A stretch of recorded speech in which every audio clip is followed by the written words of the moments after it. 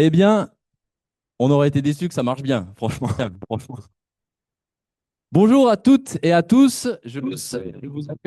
On vous accueille avec grand plaisir à cette première unité du projet 41-21.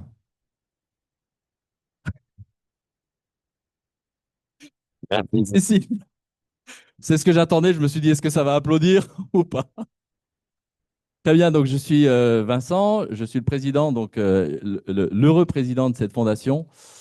Et on vous accueille tous ici, on est très heureux de vous avoir avec nous. On vous accueille aussi, vous, à distance. Vous êtes aussi nombreux à vous être connectés à distance.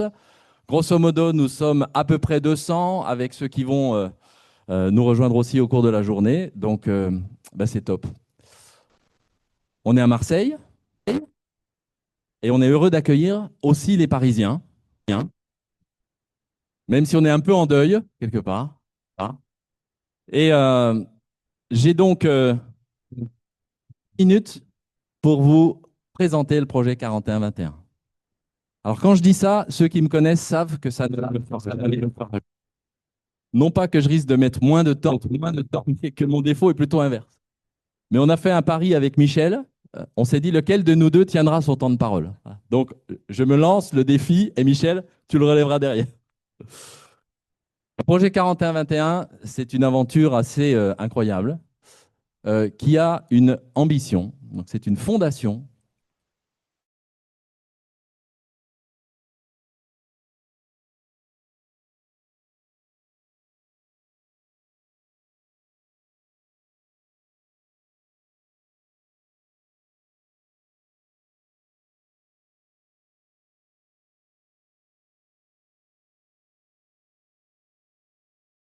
Notre fondation a une ambition, c'est que 1000 établissements mettent l'écoute au cœur du travail.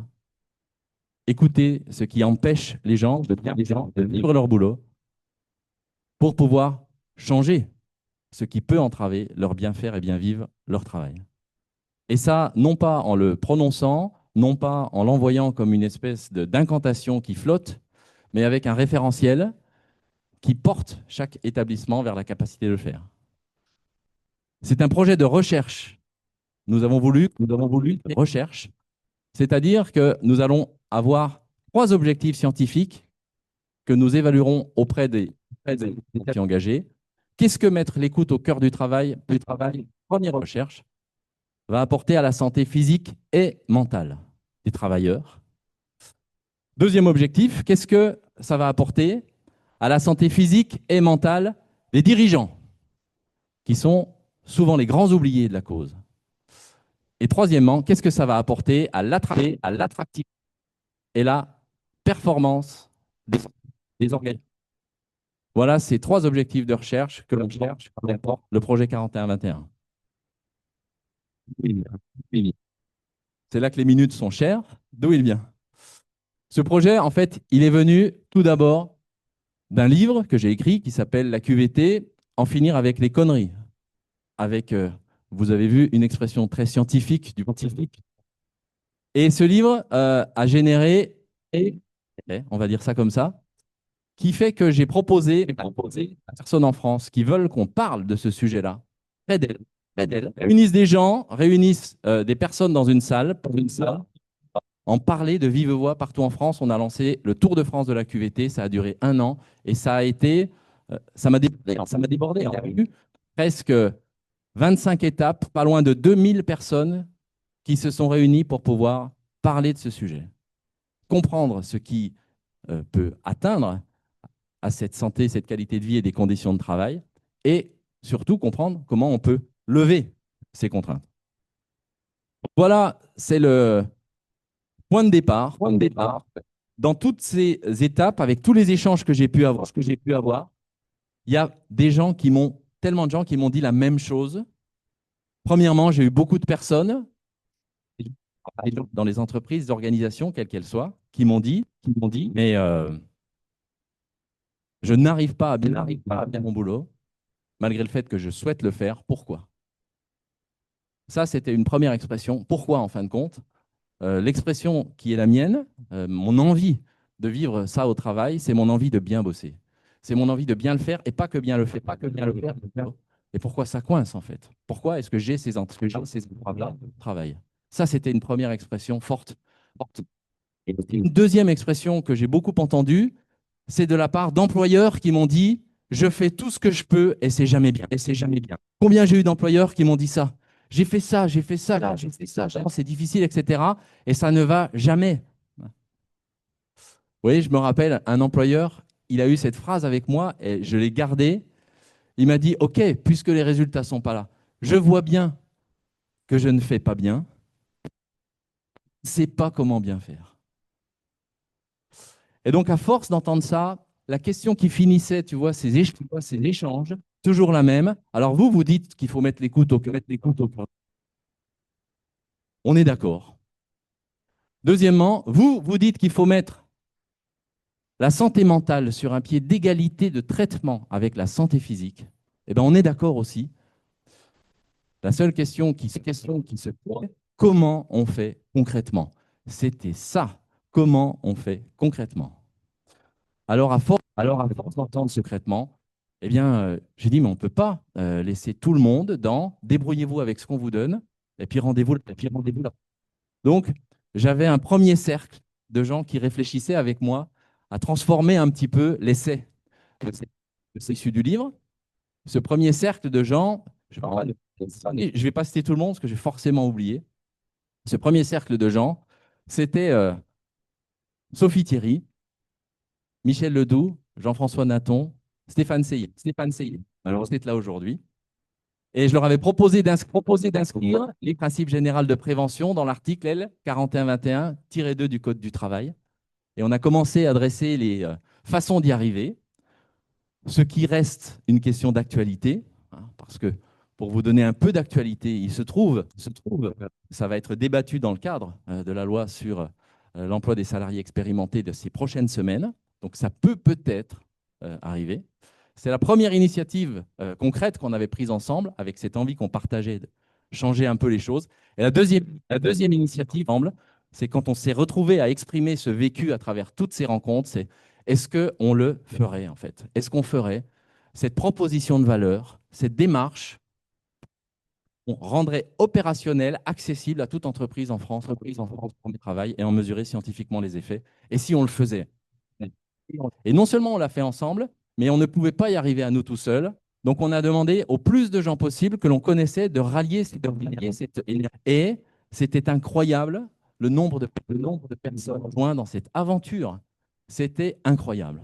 Une aventure bénévole qui prend du temps sur tout le reste, sur tout ce qui nous rend si difficilement disponibles, et pourtant, qui l'ont fait. Les personnes qui ont rejoint cette aventure-là, j'en suis honoré, quelle qu'elle soit. Et parmi les personnes qui nous ont rejoints, que ce soit pour administrer la fondation, que ce soit pour piloter cette démarche, que ce soit pour évaluer cette démarche, vous le verrez tout à l'heure, de ce protocole scientifique ont été établis avec le laboratoire mesure du CNAM, Sylvie pourra en parler tout à l'heure, donc qui nous ont toutes dit, allez, on le fait, on le fait. Toutes ces personnes-là, et bien parmi toutes ces personnes-là, il y en a une, pas ne pas la citer aujourd'hui, c'est Blaise, qui est à la retraite très active de Aix-Marseille Université, qui est rentré dans l'histoire. Et quand on lui a dit besoin d'organiser une université d'été, c'est ce sujet à Marseille, Blaise a dit je connais quelqu'un qui peut nous aider et qui peut nous recevoir. Et donc c'est Aix-Marseille Université qui nous accueille dans ses locaux. Et pour pouvoir juste donner un mot à une personne qui a œuvré pour que ce soit possible, je voulais juste donner le micro à Stéphanie, qui dirige l'Institut régional du travail, qui occupe une partie de ces locaux. Merci beaucoup pour cette présentation. Un mot, juste un mot, parce que déjà l'heure tourne, pour vous dire au nom du président d'Aix-Marseille Université, Éric Berton, bienvenue chaleureux pour l'accueil de cette université d'été, de ce très très beau projet. Ici, vous êtes dans les locaux d'Aix-Marseille Université, mais qui n'accueillent pas des étudiants de 63 La Canebière, dans ce bâtiment central à Marseille. Désolée pour ceux qui sont à distance, mais nous sommes ici au cœur de la ville, dans ce lieu qui accueille des séminaires, des conférences, des journées d'études comme aujourd'hui, mais pas d'études ni ce cadre, je vous le disais, mais ce lieu qui regroupe des entités qui sont stratégiques pour Aix-Marseille Université. J'en cite peut-être quelques-unes. Je dirais un mot sur l'IRT, qui est sûrement une entité stratégique pour Aix-Marseille Université, mais d'autres le sont aussi, notamment la Fondation Action AMDEC, qui est une formation qui soutient l'excellence de la recherche, l'innovation dans sa dimension interdisciplinaire et internationale. Donc voilà, ce 63 Lacanière accueille cette fondation stratégique. Elle accueille aussi, ce bâtiment, ce lieu accueille aussi Civis, qui est l'Alliance des universités européennes, toujours dans le but de promouvoir la recherche, l'excellence, recherche et formation. Et puis une dernière entité qui est la direction de la valorisation de la recherche, dont le titre évoque bien son nom. Donc, c'est traduire les résultats de la recherche en actions concrètes, en transformation sociale. Comment faire le lien entre savoir et société, et toutes les entités qui sont ici dans ce 63 La Canebière éclairent, nourrissent ce lien entre savoir, société et transformation. Et donc, s'il y a bien une composante qui nourrit ce lien entre savoir et transformation sociale, c'est celle que je dirige, que j'ai l'honneur de diriger depuis quelques années, qui s'appelle l'Institut régional du travail, qui occupe le 6e et dernier étage de ce bâtiment. Pour ceux qui sont dans quelques ateliers, vous aurez le plaisir de découvrir nos locaux qui sont remarquables, avec terrasse sur la Canebière et petite vue mer. L'Institut régional du travail a pour mission, depuis 1959, de former les militants syndicaux de la région et les représentants du personnel. Et pour cela, l'Institut, évidemment, a un financement du ministère de l'Enseignement supérieur et de la Recherche, puisque les enseignants-chercheurs qui y exercent en dépendent, mais aussi un financement du ministère du Travail pour assurer la gratuité des sessions de formation à destination des militants et des militantes syndicaux, auxquels je rajoute un financement, une convention avec la DRETS de notre région pour former les représentants du personnel. Formés à quoi? À divers sujets, mais à être des acteurs musclés du dialogue social. Voilà, je n'en dis pas plus et surtout, je souhaite à cette université d'été des échanges, des idées fortes et puis des rencontres humaines grandes et inspirantes. Bonne... Merci Stéphane.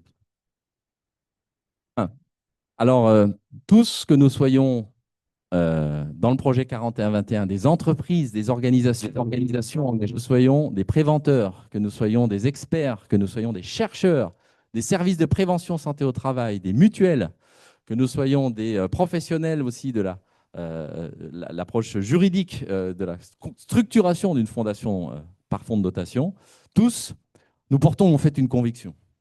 Et je pense que c'est ça qui nous unit, c'est que le travail par nature est facteur de santé physique et mentale. Comme on dit, je pense que nous partageons cette conviction-là. Et je pense que nous savons tous qu'un travail qui se dégrade, c'est une santé qui se dégrade. Et donc, il convient de tout faire pour que ce travail ne se dégrade pas. Quand on a des convictions, c'est bien. Quand on en fait quelque chose, c'est mieux quand même. Je pense que ça nous unit aussi, c'est que dans l'impossible, j'ai ça, c'est-à-dire comment changer les choses avec la difficulté qu'on a aujourd'hui de finir nos journées en l'état, quoi. Eh bien, je pense que si nous savons faire et que nous pouvons faire, je pense que nous devons le faire, en fait. Et même si on ne sait pas tout, et même si on ne peut pas tout, le trait d'union qui nous aide tous les uns aux autres, c'est faisons-le, en fait. Faisons-le. Prenons ce temps, ce savoir, cette capacité à agir pour pousser dans le sens où l'on souhaite voir nos entreprises, nos organisations s'engager.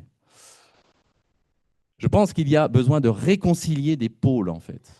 Tout d'abord, je pense qu'il faut réconcilier la performance et la santé au travail, l'une étant souvent utilisée pour s'opposer à l'autre. C'est le premier pôle, je pense, c'est de faire de la santé au travail non pas le garde-fou d'une performance qui va droit contre, de faire de la santé au travail, non pas l'obstacle à la performance telle qu'elle s'exprime aujourd'hui, mais la condition de performance qui fera ses preuves. C'est la première réconciliation. Une deuxième, je pense qu'il faut réconcilier les champs des enjeux de l'entreprise. L'entreprise n'a pas que la santé au travail à satisfaire. Elle a des clients à satisfaire. Elle a des parties prenantes à satisfaire. Elle a des fournisseurs à satisfaire. Et elle a une empreinte écologique à satisfaire, à réduire au plus possible. Et souvent aussi, c'est enjeux les uns par rapport aux autres.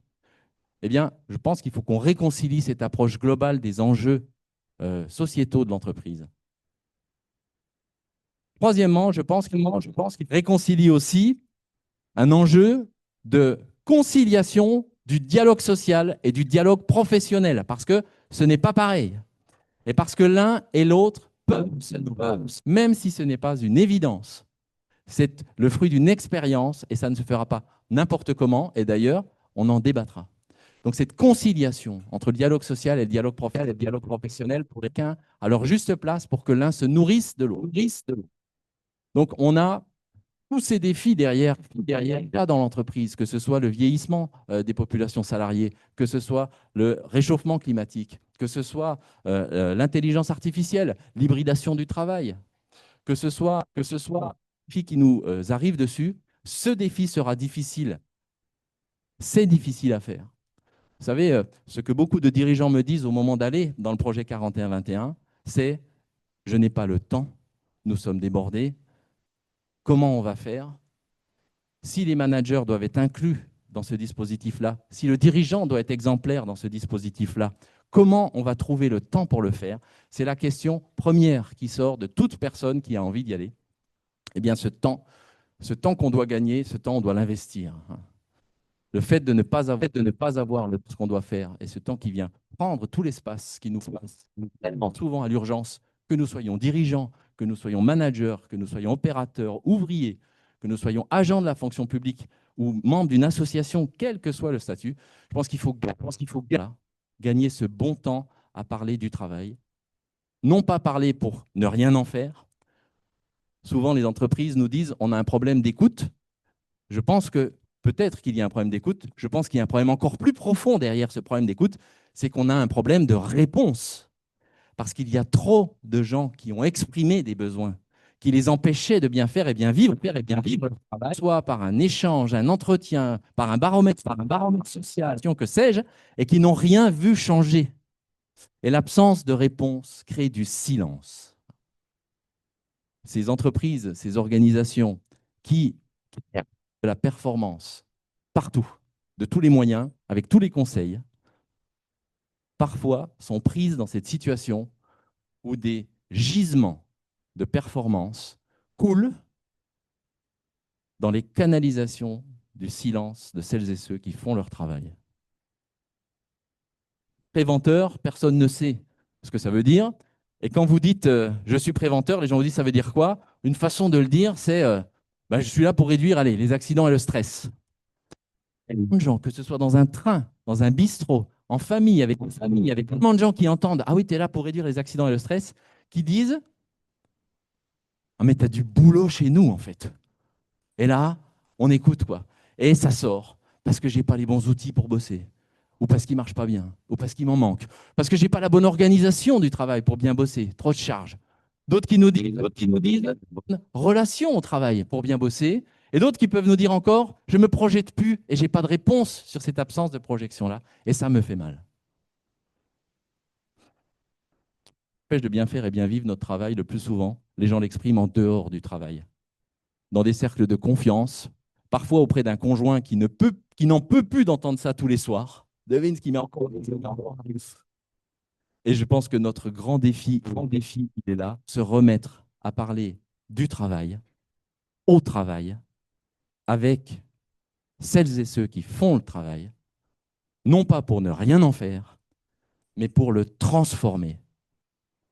Et ce ne sera pas un monde idéal, mais ce sera, je le crois comme ça, et on est tous à croire ça, ce sera un monde meilleur. Parce que de ce qu'on peut vivre, et je parle sous caution de tous les membres du projet 41 ne se connaissaient pas il y a 1 an et demi, de ce qu'on peut vivre, ne serait-ce que dans cette aventure de notre fondation, on voit, on voit à quel point nous toutes et tous à faire œuvre commune, à faire et vivre quelque chose de bien ensemble, quelque chose qui nous fasse nous découvrir, nous les uns les autres, et qui fasse de chaque obstacle une occasion de se prouver plus grand que ça. Je pense que cette aspiration à faire une œuvre commune, surtout dans un environnement qui est plutôt anxiogène, elle est d'autant plus forte aujourd'hui. C'est ça qu'on s'est proposé de faire. Il n'y a aucune garantie de succès. Je peux être très transparent avec vous. Quand on se regarde, on se fait peur en se disant, purée, on est une fondation, on n'a pas d'argent. Ce qui n'est pas un appel en creux à recevoir des dons de votre part, mais on n'a pas d'argent. On n'a plus de temps. On a peu d'entreprises. Tiens, celle-ci, elle a du mal. On a celle-ci qui veut y aller, mais qui se retrouve entravée par ça. On se dit, OK, vous savez quoi? Et je reprends cette espèce de très... Vous savez quoi? Parler du travail, de ce qui ne va pas, de ce qu'il faudrait faire. À un moment donné, quand on sait faire et quand on peut faire, c'est peut-être aussi un peu obscène de dire et de ne pas faire.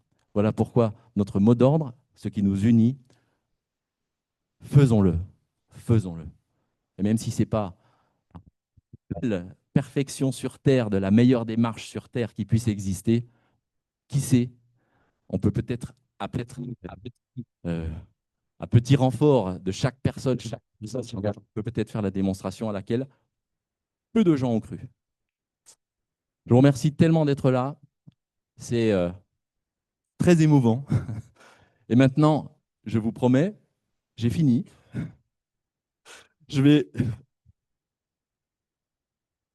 Et vous n'entendrez pas moi jusqu'à la conclusion. C'est une autre bonne nouvelle. Donc voilà le programme pour nous toutes et tous. Donc là, eh bien après vous avez vu que le temps a un peu glissé. Nous avons une inaugurale. Donc une table ronde inaugurale qu'on a axée sur ce thème. L'université d'été, je le redis, c'est l'écoute au cœur du travail. Les avantages pour la santé et la performance. C'est le thème de l'université d'été. Eh bien, commençons par le début. L'écoute au cœur du travail. Pourquoi et sur quoi? Pour pouvoir en témoigner et puis faire participer les intervenants ont la chance, la joie d'avoir François Desriaux qui s'est porté volontaire, je tiens à le dire aussi, pour pouvoir animer les débats. Donc François, ancien rédacteur en chef de Santé et Travail, vous le savez, coprésident ou vice-président de l'Andeva, François de l'Andeva, qui a marqué aussi l'histoire de notre discipline, animera les débats. Ensuite, je présenterai les intervenants. Ensuite, à partir de 11 h, on partira en atelier. C'est là que les personnes qui sont à distance ne seront plus avec nous. On partira en atelier de travail. On a 5 ateliers de travail. Alors, peut-être vous allez me dire, il y en avait 6 de prévus, mais l'atelier sur l'intelligence artificielle a eu une double carence de participants et d'animateurs. À un moment donné, entre nous, dans le comité d'organisation, que je n'oublie pas parce que si j'ai ce micro, c'est grâce à eux. Dans le comité d'organisation, on s'est dit, en dernier recours, est-ce qu'on ne laisserait pas ces 5 personnes dans une salle faire leur atelier avec ChatGPT? Ce serait peut-être une bonne démonstration. On n'a pas osé. Voilà. Donc, on vous a reventilé, puis vous pouvez aussi vous ajuster. Donc, 5 ateliers plutôt que 6. Le premier, écoute des travailleurs, et réchauffement climatique. Là-dessus, je veux excuser Ingrid Kandelman qui devait venir et qui a vécu une épreuve personnelle dernière et qui n'a pas pu venir animer cet atelier. Il était envoyé. Ça a monté notre tension avec Blaise à un niveau extrêmement élevé. Mais on a Linda nous, qui, au pied levé, nous a dit eh ben, moi, je vais le faire. Donc, merci beaucoup, Linda, de pouvoir animer cet atelier. Donc, il aura bien lieu. Le deuxième, écoute des travailleurs et attractivité. C'est donc Françoise, notre community manager, notamment du projet 4121, qui va l'animer. L'atelier 3, écoute des travailleurs et dialogue social, pour reprendre ce qu'on a dit tout à l'heure. Dialogue professionnel, dialogue social. Quelles sont les points de convergence? Et là, c'est Stéphanie qui va l'animer le matin. Et pareil, on a la chance d'avoir Hervé Lanauzière qui l'animera l'après-midi. L'atelier 4, écouter les managers. C'est la deuxième question, après, je n'ai pas le temps. Je n'ai pas le texte manager d'écouter les managers. Et là, donc, c'est Karine qui va animer, qui porte cette démarche pour l'établissement français du sang, PACA et Corse, qui sont dans le projet 41-21. L'atelier 5, c'est un atelier de partage d'expérience de celles et ceux qui sont engagés dans le projet 41-21, les entendre parler de leur expérience, les questionner. Et donc, ce sera Sandrine, notre référente des référents, qui va animer cet atelier. Et avec ces 5 ateliers donc, qui se dérouleront en 2 sessions, une session de 11 h à 13 h et une autre de 14 h à 14 h. Donc, une matin, une après-midi pour que vous puissiez en faire 2. La possibilité, si vous le souhaitez, on n'a pas organisé ça autrement, de pouvoir rencontrer quelques personnes que vous voulez qui intervient, qui est dans la salle. Il suffit de venir nous voir et dire est-ce qu'on peut passer par les 5 sujets et on prend attache ensemble. Donc on le fait comme ça, sentez-vous super libre. Avant, après, ou si vous n'avez pas pu vous inscrire à un atelier ou pas voulu pour ça, eh bien profitez, si vous souhaitez en profiter, de la chance qu'on peut avoir de se parler d'un sujet qui vous est important. Donc ça, ce sera redite l'après-midi sur le créneau de 13 à 14 heures pour aller manger. Pour manger, on va faire simple. Il y a la Canebière, il y a le Vieux-Port, il y a plein d'endroits pour manger. Donc on vous laissera aller, pour ceux qui connaissent plutôt vers le Vieux-Port, ce sera joli à voir. Vous avez plein d'endroits pour manger. En gros, la coupure se fera de 13 heures à votre initiative.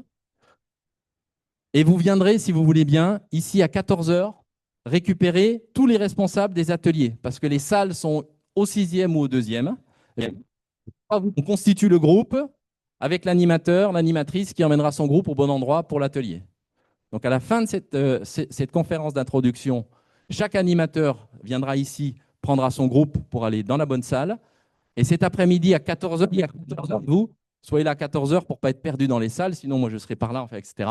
Donc les animateurs des ateliers seront là pour vous accueillir, pour l'atelier inscrit. C'est clair, ça va? Et derrière, on aura la table ronde de clôture. Table ronde de clôture, toujours animée par François, qui se posera après la table ronde inaugurale, l'écoute au cœur du travail. Pourquoi et sur quoi?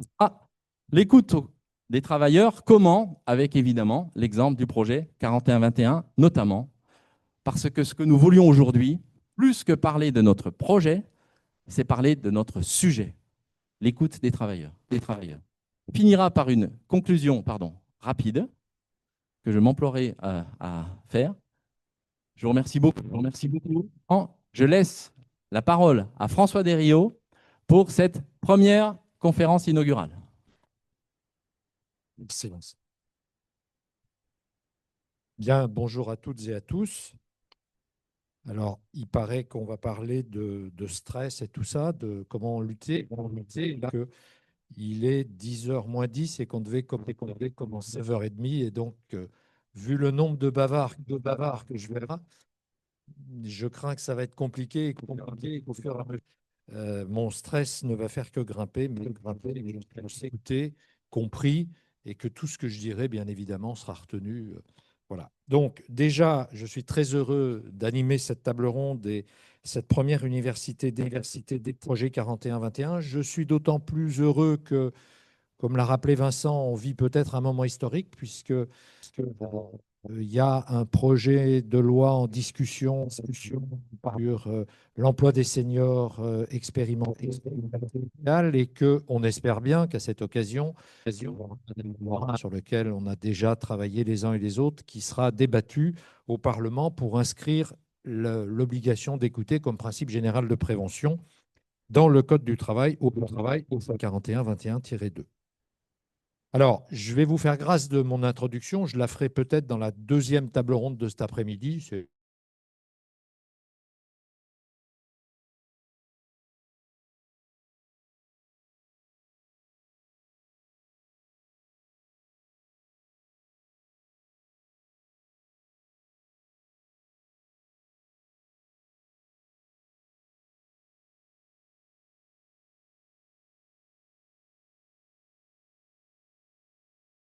De risques professionnels, accidents du travail, maladies professionnelles et qui s'est illustré notamment dans le dossier de l'amiante, dossier pour lequel vous avez compris, j'étais un peu impliqué.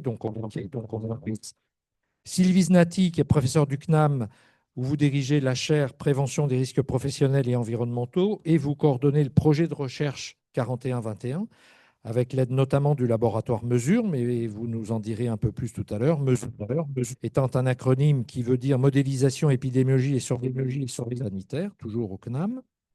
Et puis, il y a un tandem qui est constitué par Cécile Fabra, dont Vincent vous a déjà parlé, qui est la directrice de l'établissement français du sang de PACA, à directrice adjointe. Oh là là, je vous avais fait monter en grade, mais ça peut être gênant finalement. Et Éric Gambin, qui est représentant du personnel au CSE, et l'EFS est dans le projet 41-21. Voilà. Et les intervenants, ils vont prendre place. Je vous le dis tout de suite. Alors, on va commencer avec vous, Cyril Côme. Donc, à partir de maintenant, je déclenche le chronomètre, sachant que je rappelle la règle du jeu. Alors, évidemment, pour les gens qui sont en distanciel, je ne pourrais pas leur passer ils pourront réagir. Et il y a Amandine qui est sur ma... Non, ce n'est pas Amandine, du coup, mais ce n'est pas grave, qui va aller en dessous, qui va collecter toutes les questions que vous poserez sur le chat et fera poser à l'animatrice. Et sinon, après chaque intervention, qui va être courte, évidemment, compte tenu du temps, eh bien, je vous passerai la parole pour vous dire tout ça, afin que, même s'il y a la clim, compte tenu qu'il fait quand même un peu chaud, vous ne vous endormiez pas sur vos lauriers, vous ne vous installiez pas dans un confort d'écoute en se disant, bon, ça va passer, il n'aura pas le temps de faire les questions. Si. Il y aura à chaque intervention. Voilà. Donc, soyez vigilants. Alors, on va commencer avec vous, Cyril. Vous êtes directeur du bureau de l'OIT pour la France. Et on va prendre un peu de hauteur sur cette question de l'écoute des travailleurs, qui, on va le voir, n'est pas nouvelle au plan international, avec depuis longtemps la montée en puissance des pathologies mentales liées au travail. Et donc, pourquoi c'est important l'écoute des travailleurs du point de vue de l'OIT. Alors, il faut que tu appuies sur le bouton, non, en dessous, push. Voilà. À toutes et à tous, merci beaucoup François, ravi d'être là. Vincent a déjà dit beaucoup de choses dans l'introduction, ce qui nous permet, je pense, déjà de capitaliser sur un certain nombre de constats. Alors pourquoi l'écoute du point de vue de l'OIT? Peut-être je rappelle en un mot ce qu'est l'OIT. Je ne sais pas si tout le monde est familier de cette organisation internationale, une agence des Nations Unies, qui a comme caractéristique d'être très ancienne, puisqu'elle a été créée en 1919, donc avant les Nations Unies. Et c'est aussi la seule organisation aujourd'hui au plan mondial qui est tripartite, c'est-à-dire que nos membres ne sont pas seulement les gouvernements des 187 États membres de l'OIT, mais aussi les représentants dans chaque pays des employeurs et des travailleurs. Donc c'est l'agence de référence du tripartisme au plan mondial. Et donc, c'est un poste assez privilégié pour observer l'évolution et les mutations du travail. Alors, la question, c'est pourquoi l'écoute, c'est important du point de vue de la prévention des risques. Je pense que la réponse simple, en fait, qui peut être ensuite déclinée selon des registres multiples, mais et Vincent l'a dit, c'est parce que, en fait, l'écoute et l'absence de dialogue sur le travail et dans les lieux de travail avec ceux et celles qui travaillent, c'est sans doute une des causes qui explique un certain nombre de maux que le monde du travail aujourd'hui connaît. Et ce n'est pas seulement une réalité française, c'est une réalité européenne, mais en fait, c'est une réalité mondiale. Si l'on observe au plan international quels sont les grands faits marquants de l'évolution de l'épidémiologie en milieu de travail ces dernières années, bien sûr, les risques traditionnels liés à la santé physique, que ce soit de hauteur, que ce soit le mauvais usage des machines dans l'industrie, c'est encore la grande cause des 4,5 millions de victimes d'accidents au plan mondial chaque année. Mais en réalité, le fait marquant, c'est la très très forte montée en charge de ce qu'on appelle les risques psychosociaux, donc les phénomènes de pathologie mentale au travail. Et c'est un phénomène qu'on observe dans les pays industrialisés, en Europe, en Amérique du Nord, mais qu'on observe en fait partout dans le monde, et y compris chez les pays. Le stress au travail, par exemple, est une dimension majeure de la santé au travail. Et si on se demande, si on va au-delà de ce constat à établir, comme je le disais, effectivement, on peut penser que ça renvoie à une certaine défaillance au niveau de l'écoute et du dialogue un manque de délibération dans les collectifs de travail sur le travail. Et ça renvoie finalement à un certain nombre de travers de ce qui est aujourd'hui la culture dominante du travail, laquelle les textes fondateurs de l'OIT, qui sont fort anciens, puisqu'ils remontent pour certains à 1919, pour d'autres à 1944, peuvent offrir une grille d'interprétation. Et moi, c'est là-dessus que j'aime un petit peu développer, François, c'est vous rappeler cette question de l'écoute, à mon sens, est liée à la crise que le monde du travail sur la question du sens. Et encore une fois, ça n'est pas qu'une question de pays riches, si je puis m'exprimer ainsi, c'est vraiment une question universelle. Et j'aimerais rappeler ici un grand nom du droit du travail français, Alain Supiot, a popularisé la déclaration de Philadelphie. voilà, sous son J'allais y livre. venir, hein, tu as deux. Bon, vas-y. Non, mais voilà. En quoi l'écoute est-elle indissociable du sens du travail des risques, et sur une dimension un peu historique avec cette fameuse déclaration de Philadelphie qui remonte à 1944, Voilà. 1944, et je vais vous citer une phrase de cette déclaration. Dit beaucoup de choses, et le plus remarquable, c'est son actualité aujourd'hui, la résonance avec les débats qu'on a aujourd'hui dans un pays comme la France sur la question du sens au travail, et le fait qu'elle est quand même écrite en 1944. Donc je cite, le travail n'est pas ça, c'est assez connu, mais ce qui est moins connu, c'est une autre phrase qui appelle l'OIT, l'Organisation internationale du travail, à seconder la mise en œuvre parmi les différentes nations du monde de programmes propres à réaliser, et c'est les mots qui suivent qui sont importants, l'emploi des travailleurs à des occupations où ils aient la satisfaction de donner toute la mesure de leur habileté et de leur connaissance et de contribuer le mieux au bien-être commun. Donc l'emploi des travailleurs à des occupations où ils aient la satisfaction de donner toute la mesure de leur habileté et de leur connaissance et de contribuer le mieux au bien-être commun.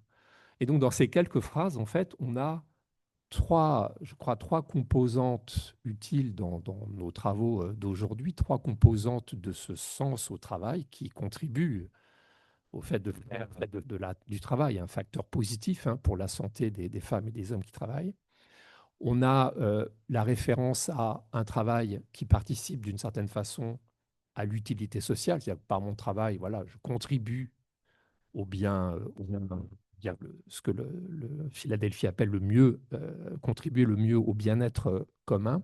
Donc l'utilité sociale, débat qu'on a beaucoup eu, souvenez-vous, notamment dans la phase Covid, où une partie du monde du travail était confinée chez soi, avec des riches, avec une indemnisation, où on a beaucoup réfléchi, est-ce que je fais finalement, qu'est-ce que je fais de ma vie, qu'est-ce que je fais de mon travail?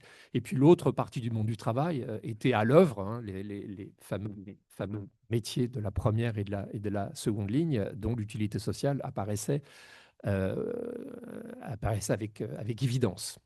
Donc, première composante, l'utilité sociale. La deuxième composante, c'est la notion de satisfaction. Et c'est là peut-être que la question de l'écoute est la plus pertinente. C'est le fait qu'en travaillant, je participe à un impératif de bien-être, de satisfaction de ce que je fais au travail. Et ça, c'est une qui, pendant très longtemps, est restée quand même très absente la façon dont on a conçu les relations sociales, les relations industrielles, les relations professionnelles.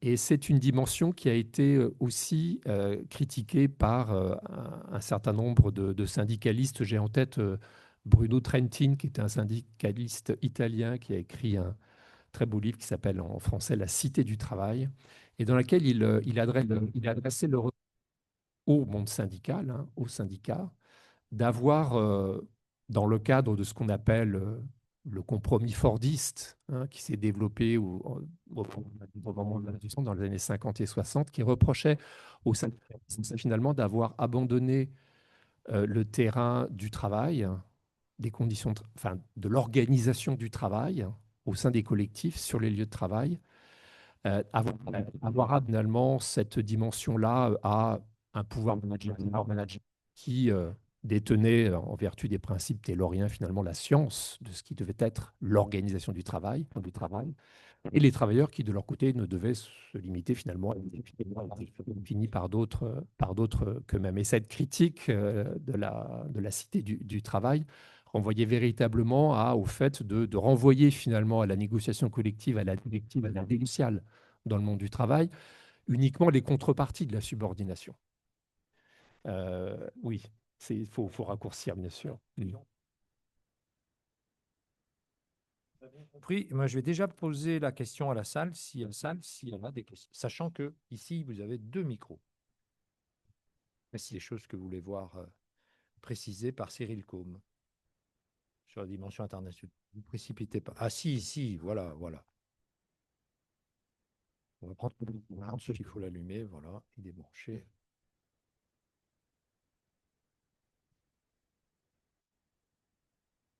Alors, j'ai 7 questions. 7 questions. Je vais 7 synthétiser. PE de TE. Oui, d'accord.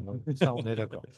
Non, c'est la question principale que je me pose sur l'écoute des travailleurs, c'est le rapport à la domination capitaliste. C'est-à-dire en fait. Et on Le n'a pas cas- 2 heures. Hein. Ouais, C'est en C'est gros, pas une thèse. Hein, je vous c'est- dis. en gros, pour préciser ma question, c'est comment se positionne l'écoute des travailleurs dans ce rapport-là et quel intérêt, là, on va dire, l'actionnariat, les dirigeants ont. Alors moi, je ne me plaçais pas sur un terrain systémique du système dominant dans nos économies. Je me plaçais sur un terrain beaucoup plus, peut-être anecdotique, mais aussi du coup plus pragmatique. Je crois que, et c'est un élément que les quelques comparaisons internationales qu'on peut mobiliser montrent que cette question de l'écoute, elle est peut-être davantage liée à une culture du travail, comme je le disais, dans lequel évidemment le système productif, sur lequel le système productif influe. Mais pas seulement. Enfin, la culture du travail, c'est un mélange d'arrangements institutionnels, de pratiques, de stratégies d'acteurs et puis aussi de codes. Nous sommes les héritiers de par l'histoire spécifique de chaque pays. Quand on essaye de faire des comparaisons internationales, je regarde François pour vérifier voilà, que je suis bien dans les temps, mais Tu vas vite, oui. il y a deux façons d'organiser ces comparaisons. Il y a la façon dont la participation des travailleurs est organisée d'un point de vue institutionnel. Donc, vous avez des régimes, des économies capitalistes qui connaissent des régimes de participation forte. C'est le cas des pays d'Europe du Nord, c'est le cas de l'Allemagne. Le cas de l'Allemagne est très intéressant parce qu'en fait, ça n'est pas qu'une question de culture au sens héritage, hein. La codétermination, elle a été imposée aux employeurs allemands, d'une certaine façon, après la guerre, comme un facteur de démocratisation de ce pays. Donc, on peut y revenir, c'est une histoire très intéressante. Et l'autre façon de dresser des comparaisons internationales, les travaux de l'OIT ou de la fondation de Dublin, Eurofound, c'est d'étudier les formes d'organisation du management en fonction du degré au sein des collectifs de travail. Et ce qu'on tire de ces enseignements internationaux, c'est que effectivement, dans les pays où la participation est forte, au regard de ces 2 critères, institutionnel et organisation du management, eh bien, ce sont où on a le moins d'accidents du travail, où il y a un engagement. Et je pense que c'est une dimension que Vincent rappelait, mais qui est extrêmement importante. La question de la productivité, l'efficacité et la performance est intrinsèquement liée en fait à cette référence, à une écoute ou en tout cas à une participation optimale des travailleurs dans les collectifs de travail. Alors, pour la question, il y en avait une autre là-haut, mais je suis désolé, je passe votre tour, mais si vous relevez la main, vous serez prioritaire. Alors, merci Cyril. On va passer maintenant avec vous. Donc, je rappelle, vous êtes avocat spécialisé dans la défense des victimes de risques professionnels, d'accidents du travail et de maladies professionnelles. Un peu plus dans le détail sous l'angle juridique avec l'évolution des notions d'obligité qui pèsent sur l'employeur et avec ce qu'on appelle les principes du et ce fameux article 41-21 du Code du travail. Alors, Dans les nombreuses formations que vous animez, et vous en faites beaucoup, entreprises, vous insistez sur l'écoute des travailleurs, même si ce n'est pas le principe général de prévention. Pas encore, je dis. Alors, bon. Et alors, Michel, Oui. alors, comme je te connais bien, toi, tu n'as vraiment pas 20 minutes. Hein. On n'est pas dans une plaidoirie. Tu plaides comme ce qu'on appelle par observation. Tu sais, quand le président d'audience, il dit vous plaidez, il dit vous plaidez pas. Un exemple de risque psychosocial. Voilà. Faire bref pour un avocat, c'est une souffrance. Oui, c'est bien pour ça que je prends mes précautions. Je sais que tu me C'est un principe de prévention. En 2 mots, bon, en tant qu'avocat, la question qui se pose, c'est de savoir comment intégrer cette écoute dans la mécanique juridique. Et la mécanique juridique, c'est l'objectif d'ailleurs qu'on porte, c'est d'intégrer l'écoute dans les fameux 9 principes généraux de prévention. Bon. Alors vous savez que ces principes généraux, pendant des années, ne servaient quasiment à rien. C'était perçu comme des généralités, bondieuseries, hein, mais qui n'avaient d'ailleurs aucune conséquence pratique, hein, trop flou, trop imprécis. Hein. On nous disait d'ailleurs que ça ne permettait pas de guider la main de l'employeur. Donc, on ne pouvait pas s'adosser directement à ces principes généraux de prévention pour obtenir, pour faire simple, la moindre condamnation de l'employeur. Bon.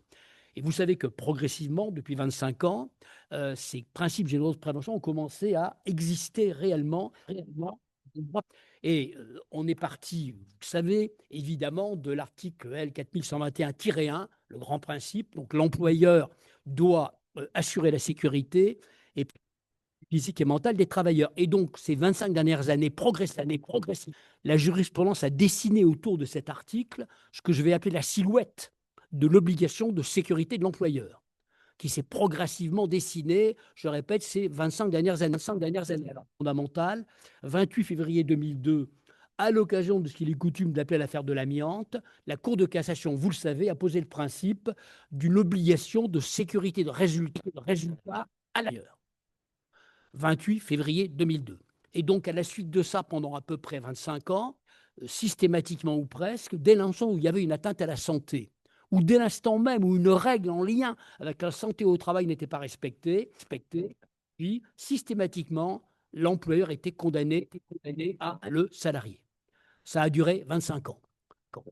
Et on sait même quelques résultats, puisque finalement, quand on se retourne, c'est qu'en 2010, le nombre d'accidents du travail c'est considérablement. Ça ne baisse plus depuis 2000. Et vous savez qu'en parallèle, ce qui augmente évidemment de façon exponentielle, c'est la maladie d'origine professionnelle. Donc ça bloque, évidemment. Pourquoi ça bloque, hein? Ça bloque en raison des accidents dont sont victimes les salariés intérimaires et en raison évidemment des accidents dont sont victimes les sous-traitants. Bon.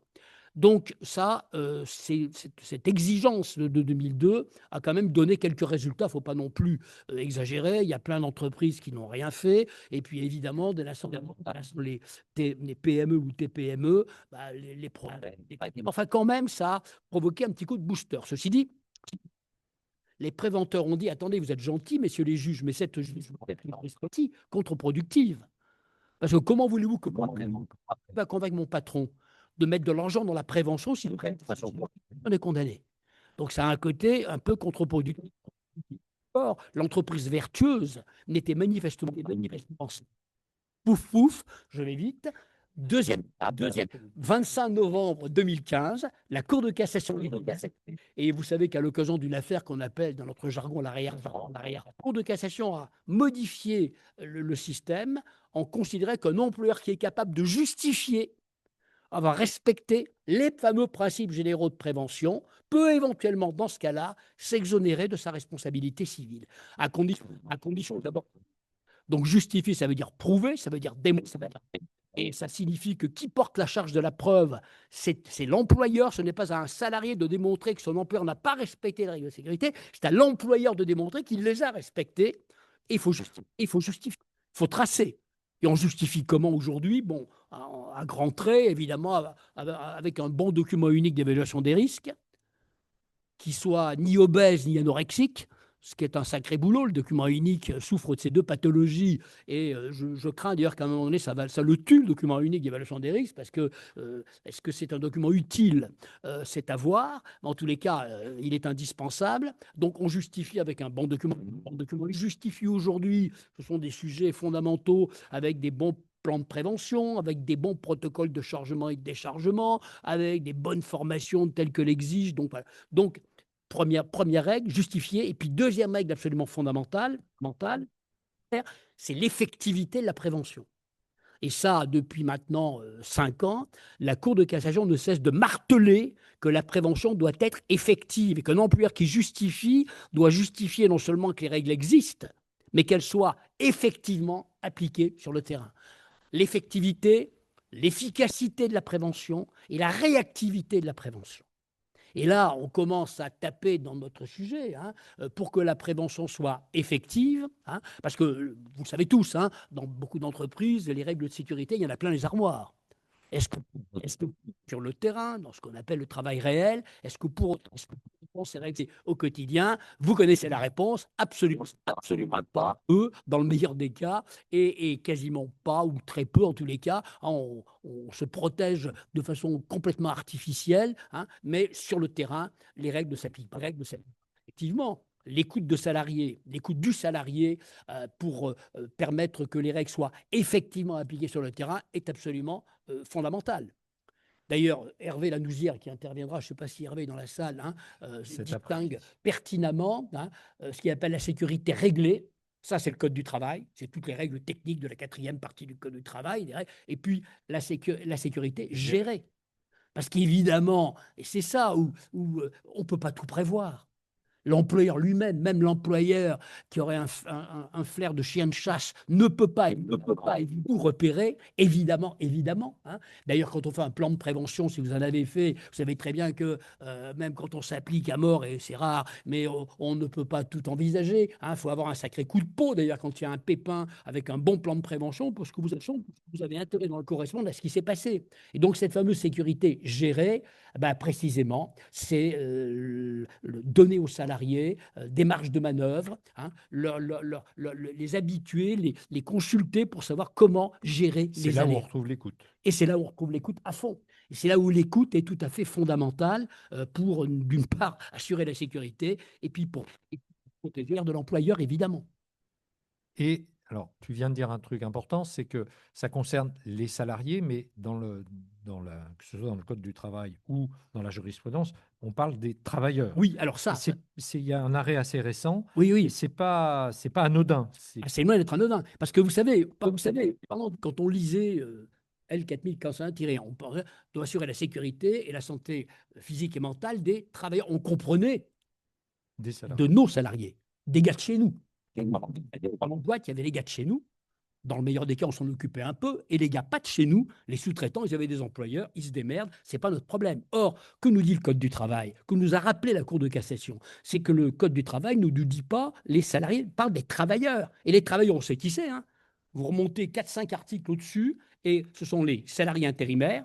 Tiens, comme par hasard, ceux qui sont à l'origine des accidents du travail qui ne baissent plus. Ce sont les salariés, les apprentis alternants et tout ce que vous voulez. Et tous les gens qui travaillent à quelque titre que ce soit sous l'autorité de l'employeur, les sous-traitants. Lui, il y a, et ça d'ailleurs Hervé le rappelle encore dans son excellent bouquin, qu'il y a 2 employeurs. Il y a l'employeur de droit commun, celui qui émet la fiche de paye, et puis il y a l'employeur, 4e partie du Code du travail, l'employeur santé-sécurité, dont la responsabilité en termes de santé porte bien au-delà de ces simples. Effectivement, salariés intérimaires, sous-traitants, les fameux travailleurs indépendants, vous savez, les salariés de transition qu'on voit passer comme des météorites de temps en temps, tout le monde est intégré, quelles que soient les relations contractuelles. L'obligation de sécurité transcende les relations contractuelles, transcende les contrats de travail, absolument fondamental. Et effectivement, tu le disais, depuis 2 ou 3 ans, ne cesse de multiplier. Il y a d'ailleurs un arrêt très important qui secoue le monde du BTP, le 14 janvier dernier. En un mot. Je te vois venir. Un chantier de BTP. L'entreprise loue une grue et le loueur envoie en cours de chantier un de ses techniciens faire une vérification. Bon. Le technicien monte dans la grue, fait son travail, dit au grutier « Coucou, je m'en vais ». Or, il ne part pas. Et on le retrouve mort quelques minutes après parce que le grutier, pensant qu'il était parti, a commencé ses manœuvres et le technicien a été étranglé. Question. Bon. Et là, on a reproché à l'employeur, enfin oui, au loueur, au loueur de la grue et à l'employeur qui a de dire il n'y avait pas de plan de prévention. Et pour se défendre, il dit, attendez, il ne participe pas, cet homme, il ne participait pas à l'opération de construction. Donc, il n'avait pas à établir un PPS-PS, un plan de prévention. Réponse de la si, il aurait dû, lui aussi, établir un PPS-PS, quand bien même il ne participait pas directement à l'opération de construction. Et là, ce n'est pas le civil, c'est le pénal. Hein, alors, là, on est au pénal. On est au pénal. Donc, on voit bien que c'est obligatoire. Et alors, c'est très important. Dans le BTP, ça secoue un peu tout le monde, notamment les coordonnateurs SPS. Hein. Qui doit établir un PPS-PS? Le livreur de pizza? L'entreprise qui vient nettoyer la base vie sur un chantier? Et on voit bien qu'aujourd'hui, en tous les cas, hein, tous ceux qui participent à une opération, tous ceux qui travaillent de l'employeur doivent effectivement être intégrés dans la sécurité, quelle que soit leur relation, quel que soit leur statut. Et ça, c'est absolument essentiel. Et je trouve que c'est un progrès considérable. Hein. On est sorti de la théorie du « c'est pas mon salarié, je m'en occupe pas », au maintenant, on s'occupe de tout le monde. La santé-sécurité transcende toutes les relations contractuelles. Et ça, effectivement, pour l'employeur, connaître toutes ces subtilités-là de ce qui se passe sur son chantier, ça suppose effectivement qu'il écoute un peu les salariés, il utilise des plans de prévention. Qui, par exemple, va intervenir ou est susceptible. Écouter, regarder, s'intéresser, il a la main. Hein, et celui qui dirige la manœuvre fondamentalement, et notamment celui qui joue, pour reprendre une comparaison footballistique. C'est parce qu'on a Marseille. À Paris aussi. Hein. Bon, bref. Oh là là là là. Là, tu t'exposes, Michel. Non, je ne l'aurais pas tenté, moi, celle-là. Je retire. Non. Voilà. Donc, vous voyez, celui qui joue à domicile, l'entreprise utilisatrice doit assurer la sécurité de tous les gens qui bossent dans son périmètre. C'est clair et c'est net. On est bien là. Et puis, juste, je peux dire encore non, tu le diras dans les questions. Oui, tout de suite, il y a une... Ah oui, ça devient sportif. Ouais. Ah ouais, là, vous avez été le premier. Je n'avais pas fini ma question, vous étiez déjà debout. Merci beaucoup, Olivier Poliac. Je suis IPRP, référent 41-21. J'ai une question pour M. Ledoux. Je n'arrive pas à comprendre l'expression « obligation de sécurité de résultat ». Pour moi, c'est l'obligation de résultat. Ça tombe bien parce qu'elle n'est plus de résultat, l'obligation de sécurité. Non, c'était une obligation d'abord en termes de responsabilité. Hein. Attention, hein. Le résultat, ça veut dire que quoi qu'il arrive, l'employeur était responsable. Hein. Ça veut dire le résultat. D'ailleurs, c'était pas très valorisant. Hein. L'effet est quand même mieux qu'attendre le résultat. Zéro accident. Bon, évidemment, c'est un objectif, tout le monde le souhaite, mais c'était un objectif impossible. C'est très abstrait. C'était très abstrait. Hein.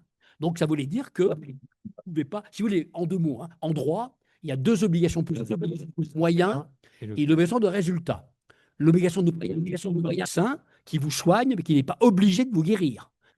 Vous soigner doit utiliser les moyens actuels de la médecine, hein, pas la médecine napoléonienne ou grecque, celle d'aujourd'hui. Bon, ça, c'est l'obligation de moyens. Obligation de résultat, c'est par exemple celle de la SNCF. Hein. Vous allez à Paris, la SNCF vous amenez Gare de Lyon intacte.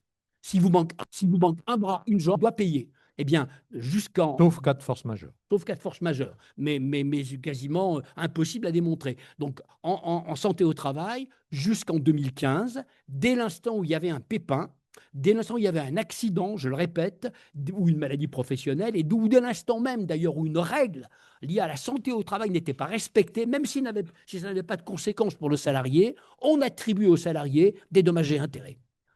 On appelait ça le préjudice nécessaire. Donc, c'était une fiction. Alors, le but, c'était effectivement de secouer les employeurs.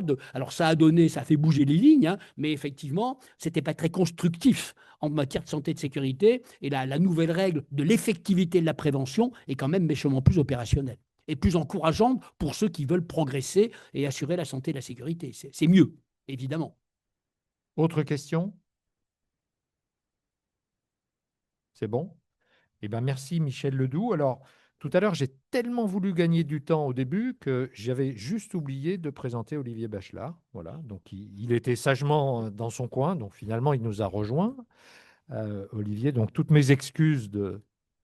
Voilà, il s'est dit, je vais passer, ça va pas se voir. Bah si, ça s'est vu, hein. Donc, vous avez une formation de psychologue du travail, mais vous avez aussi évolué vers les sciences de gestion. Vous avez passation à diriger des recherches sur ce thème-là, les sciences de gestion, et vous êtes prof à l'EM Business School de Lyon. Et donc, on va voir avec. Alors, genre, petite précision aussi, on a préparé cette séquence, hein. Je remercie chacun des intervenants et intervenantes ici à la table ronde qui ont bien voulu passer du temps avec moi, et je sais que vous savez qu'ils en manquaient évidemment cruellement, pour qu'on puisse préparer un petit peu cette séquence. Et donc, avec vous, Olivier Bachelard, ce que vous m'avez confié en préparant, c'est que l'écoute, ça va pas, hein, et c'est probablement quelque chose qu'on apprend probablement, qui n'est pas du tout dans les programmes. Vraiment, vous me rappeliez un peu justement ce handicap qu'on a un peu en à écouter, c'est pas enseigné. Et qu'est-ce que vous, en tant que prof, à l'EM Business School de Lyon, School des futurs managers, et comment on leur apprend à écouter. Ok, bonjour à tous. Oui, ça fonctionne, vous m'entendez? Oui, Ouais, oui, cool. c'est bien. Petit rappel, déjà aux élèves jusqu'à la terminale à s'exprimer, à parler, rarement à écouter.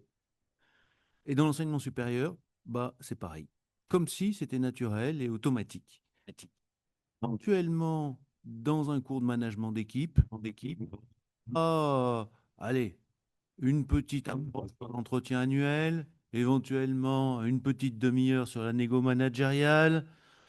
Bon, s'il y a un prof éclairé, mais ça n'arrive pas souvent, éventuellement un autodiagnostic sur l'écoute, mais rarement. C'est quand même assez incroyable. Euh, Quand on regarde les enseignements en management dans les grandes écoles publiques comme privées, je mets évidemment les IAE dans les écoles de management, hein, elles s'appellent de plus en plus business school. La part des enseignements, j'allais dire techniques, se réduit. Il y a 10 ans, c'était 80% des enseignements. Et là-dedans, je mets contrôle gestion, finance, stratégie, marketing, tutti quanti. Et puis, il y avait un petit peu de développement personnel. Quel problème? C'est qu'en plus, aujourd'hui, la part de ces enseignements techniques diminue. Pourquoi? Parce qu'on a de plus en plus d'enseignements autour des data, programmation. Bon, et comme les heures de cours ne sont pas extensives, forcément, on réduit les cours techniques. Heureusement, je trouve, on a de plus en plus sur les sciences sociales.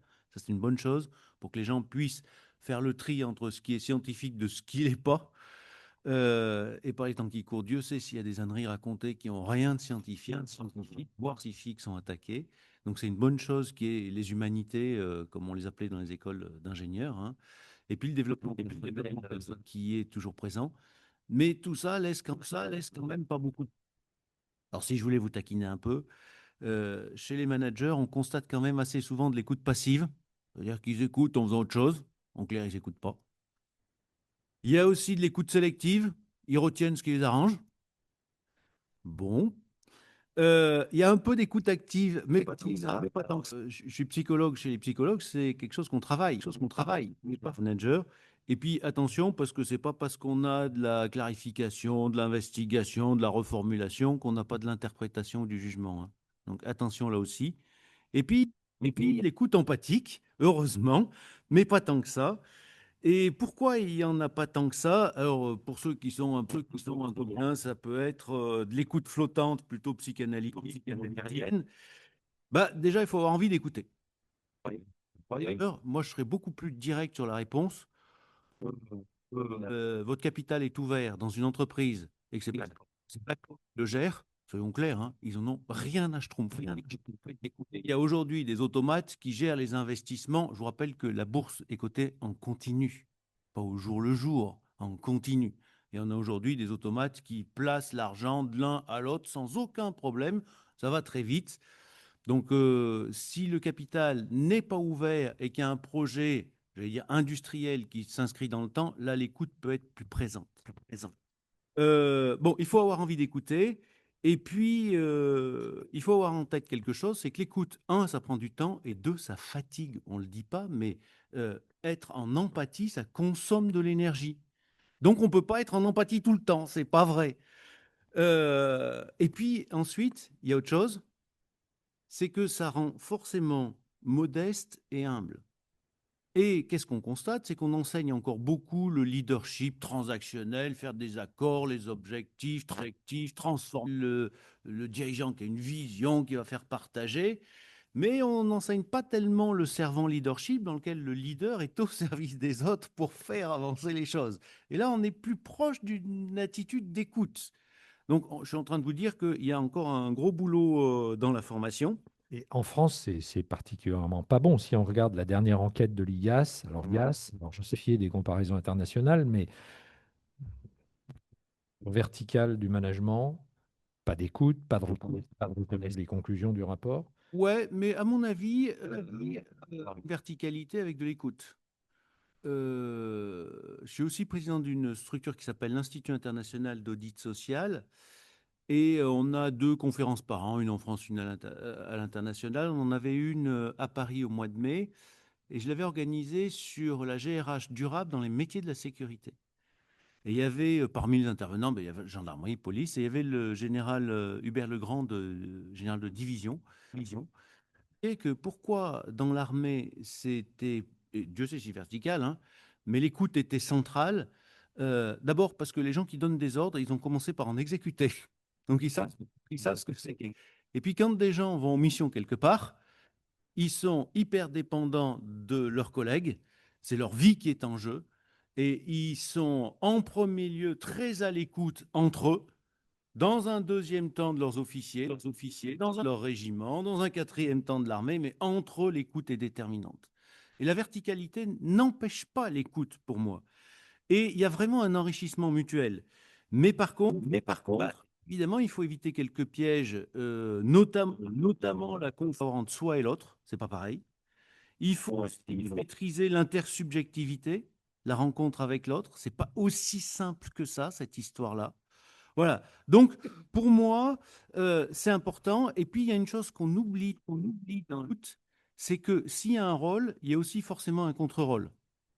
Alors, sans revenir au concept de l'analyse transactionnelle, je suis, va déterminer le type d'enfant que j'aurai en face. Et si l'enfant, j'ai intérêt à modifier moi-même. Et donc, chez les managers, évidemment, c'est important. Donc, si on veut faire simple, qu'est-ce que mon salarié interprète son rôle? Et si je recrute quelqu'un, il avait quoi comme rôle avant et j'attends quoi comme rôle de lui? Je pense à une discussion qu'on avait hier soir d'un cas pratique. Voilà, c'est quoi son rôle avec son rôle? C'est quoi le contre-rôle que j'attends de lui? Et tous les managers ne sont pas aussi explicites que ça avec leurs collaborateurs. Et puis, qu'est-ce que l'entreprise attend comme rôle? Et attention, parce que ce qui est vrai aujourd'hui n'est pas forcément vrai demain. Il peut y avoir des changements dans le périmètre stratégique, dans la gouvernance. Donc ça, ce n'est pas du tout stable. Voilà. Et comprendre l'autre, bah, au fond, il y a un côté esthétique. C'est un peu bizarre hein, ce que je vous raconte. Pourquoi? Parce que l'imagination est présente. Je vais essayer de comprendre l'autre dans son ressenti. Les artistes sont très forts à ce jeu. Pour moi, celui qui a le plus fait avancer la prévention, c'est pas un prof, je me désole, c'est pas un chercheur, syndicaliste, c'est Charlie Chaplin, les temps modernes. Tout le monde a en tête Charlot qui se bat contre sa machine, et ça fait 136, quoi. Donc un côté esthétique, car nos propres croyances, idéaux pour entrer en empathie avec l'autre. Par les temps qui courent, vous voyez, il y a des gens qui mettent en avant plutôt leur ego que l'inverse. L'empathie, bah, elle est que ponctuelle, donc il faut bien choisir le bon moment. Donc ça, c'est aussi une vraie question. À quel moment je choisis d'écouter l'autre? Et puis, il faut se méfier d'être trop proche, trouver la bonne distance, fuir la fusion. Hein. Vous savez, les psys ils disent la mer doit être suffisamment bonne, mais pas trop. Parce que si je suis fusionnel, bah, l'enfant ne se développe jamais, évidemment. Et ben, le manager, c'est pareil. Et qui apprend au manager à trouver la bonne distance avec l'autre? Vous pouvez regarder dans les programmes de formation, il n'y a pas tant de choses que ça. Hein. Donc, le bon moment et la bonne distance pour écouter, ça a l'air facile dit comme ça, ça n'allait pas tant que ça. Et puis, si j'avais 1 minute, j'avais préparé un truc rigolo, mais peut-être que je n'ai pas le temps. Ah bah si c'est rigolo, si alors, si. Je m'étais dit, comme on est à Marseille, finalement, c'est quoi les bienfaits de l'écoute? Et du coup, j'en avais préparé 13. Ah oui, c'est bon, là. Ouais, à Marseille, c'était un On est tranquille. 13, on a le temps. Donc, je le fais rapide, promis. Ça permet de se recentrer. Et ça, c'est pas inutile. Ce serait bien à soi d'écouter l'autre. 2, ça permet d'accueillir les émotions. Et ça, là aussi, on nous apprend à cacher nos émotions. C'est une vraie erreur. Activité, bah, accueillir et traiter les émotions, c'est important. La troisième, c'est retrouver un état interne qui est positif. Quand j'ai quelqu'un qui est ou énervé, des fois je le dis à mes étudiants, je leur dis, vous engueule, vous pouvez lui dire, t'es vraiment un gros con, ça risque rien, il vous entendra pas, il vous écoute pas. Allez-y mollo quand même, hein. Voilà, mais tant que quelqu'un n'est pas dans un état interne équilibré ou énervé, ça ne sert à rien de discuter. Il faut commencer par le remettre dans, c'est du soutien, dans un état interne équilibré. Ça permet aussi d'aborder tous les aspects d'un problème, l'investigation, et ça c'est génial parce que ça rend les gens autonomes. C'est pas moi qui l'aide à trouver la sienne, et petit à petit, bah voilà, c'est pas chef comment on fait. Non, non, non, non, non. On va discuter. Ça prend du temps et de l'énergie. Des fois, ça énerve un peu quand on est speedé. Essayer de sa propre écoute, ça c'est génial. Mes élèves, je leur dis, quand je vous saoule, le cours vous ennuie, posez-moi une question, vous verrez, ça vous fera re-rentrer dans l'écoute. Et c'est tout bête, ça marche vachement bien. Alors des fois, c'est quand mon patron il me saoule, je me force à poser des questions. Ça permet de respecter l'autre aussi, de s'engager à ses côtés. Ou en n'étant pas d'accord avec lui, ou en étant d'accord avec lui. Mais voilà, je ne suis pas indifférent. Le huitième, sa phase de conscience, ça c'est pas mal aussi. La conscientisation, c'est pas aussi naturel que ça. Comment émerge la conscience de quelque chose? Ça permet de redonner du sens. Par les temps qui courent, c'est pas idiot. Ça permet d'évacuer du stress. Et là aussi, on est tous un peu confrontés à ça, surtout les animateurs quand on part. Ça permet aussi de désamorcer des situations de crise. Ça, c'est intéressant. Avant qu'elles dégénèrent, on traite et comme ça, on passe à autre chose. Ça permet de retrouver du temps de l'échange, parce qu'on sait ce qui manque. Et un collègue, Pierre-Yves Gomez, dit entreprise au tableur, les managers passent leur temps à faire du report, pas pour le top manager, hein, pour les actionnaires, soyons clairs. Hein. Et même si vous ouvrez d'1% votre capital, vous êtes coté, la messe est dite, parce que c'est l'ensemble de votre entreprise qui est coté. Donc ça, les choses. Ça permet du temps d'échange et puis ça permet de regagner en quoi parce que l'autre c'est un partenaire, il existe, je lui du temps. Et j'arrêterai sur ce 13e point. Attention, avec un collègue, on a fait un bouquin cette année sur les nouveaux espaces-temps de travail. Le flex office, il y a des nouvelles façons de travailler qui déstabilisent les choses. Et comme les gens, ceux qui le peuvent, télétravaillent en partie, ne se rencontrent pas. Quand ils sont dans des locaux, ils se concentrent à fond, ils optimisent le temps, ils sont moins disponibles pour l'écoute. Donc là aussi, ce qu'on se raconte sur du management traditionnel est particulièrement important dans des très ouverts. Au début, les salariés disent « Ouais, c'est génial, télétravail, j'économise du temps de transport ». Les boîtes disent « C'est génial, j'économise les frais fixes, flex office, allez, mettons 6 postes de travail pour 10 salariés, j'économise des mètres carrés, tout va bien ». Et puis, c'est que donc les salariés s'aperçoivent que travailler de chez soi, c'est peut-être pas aussi simple que ça, il y a un problème. La distance psychosociale n'est pas la même. Les managers se rendent compte qu'il y a un problème d'engagement. Et donc voilà, donc il faut faire attention. Le digital aujourd'hui, l'IA pour les managers et puis les nouveaux espaces que l'on connaît transforment encore plus d'aller dans ce que j'ai essayé de vous raconter. Hein. J'espère de toute façon pas trop déstructuré. Merci Olivier, non, c'était très très clair et ces exemples à la fin étaient très éclairants. Alors, est-ce que vous avez des questions pour Olivier Bachelard? Oula, ça ne va pas le faire. Bonjour. Alexandre, référent projet 4121 et en même temps chef d'entreprise témoin du projet. On est participant. J'ai une question. Là, vous êtes posé du point de vue de la personne qui écoute, mais qu'en est-il de l'intérêt psychologique pour le salarié qui va être écouté? Pour vous, qu'est-ce que ça va lui apporter concrètement? Et qu'est-ce que vous entendez par une écoute, On va prendre plusieurs questions. Parce que sinon, voilà, monsieur, et puis ensuite on prendra madame et on arrêtera. Bonjour, David, référent projet 4121. Ça m'a fait très plaisir de t'entendre parler d'analyse transactionnelle. C'est un peu ma spécialité. Est-ce que tu penses que l'analyse transactionnelle peut être un bon moyen de... Voilà, voilà, il est difficile de se former à l'écoute. Je trouve qu'on a quand même là des outils qui sont et qui sont quand même facilement transmissibles. Bonjour, Caroline. Je participe au projet 4121. Alors moi, j'avais une petite question, c'est comment est-ce qu'on peut écouter et faire adhérer les nouvelles générations qui arrivent sur le marché et qui ont tendance à zapper? Alors, Trois réponses. la première, je reprends ça de mon collègue Pierre-Yves Gomez. Il nous dit le travail, il y a trois dimensions, il ne faut pas les oublier. Il est objectif, et c'est le job des managers. Tu as vendu 100, toi tu as vendu 80, c'est un facteur d'égalité à travers des objectifs, une...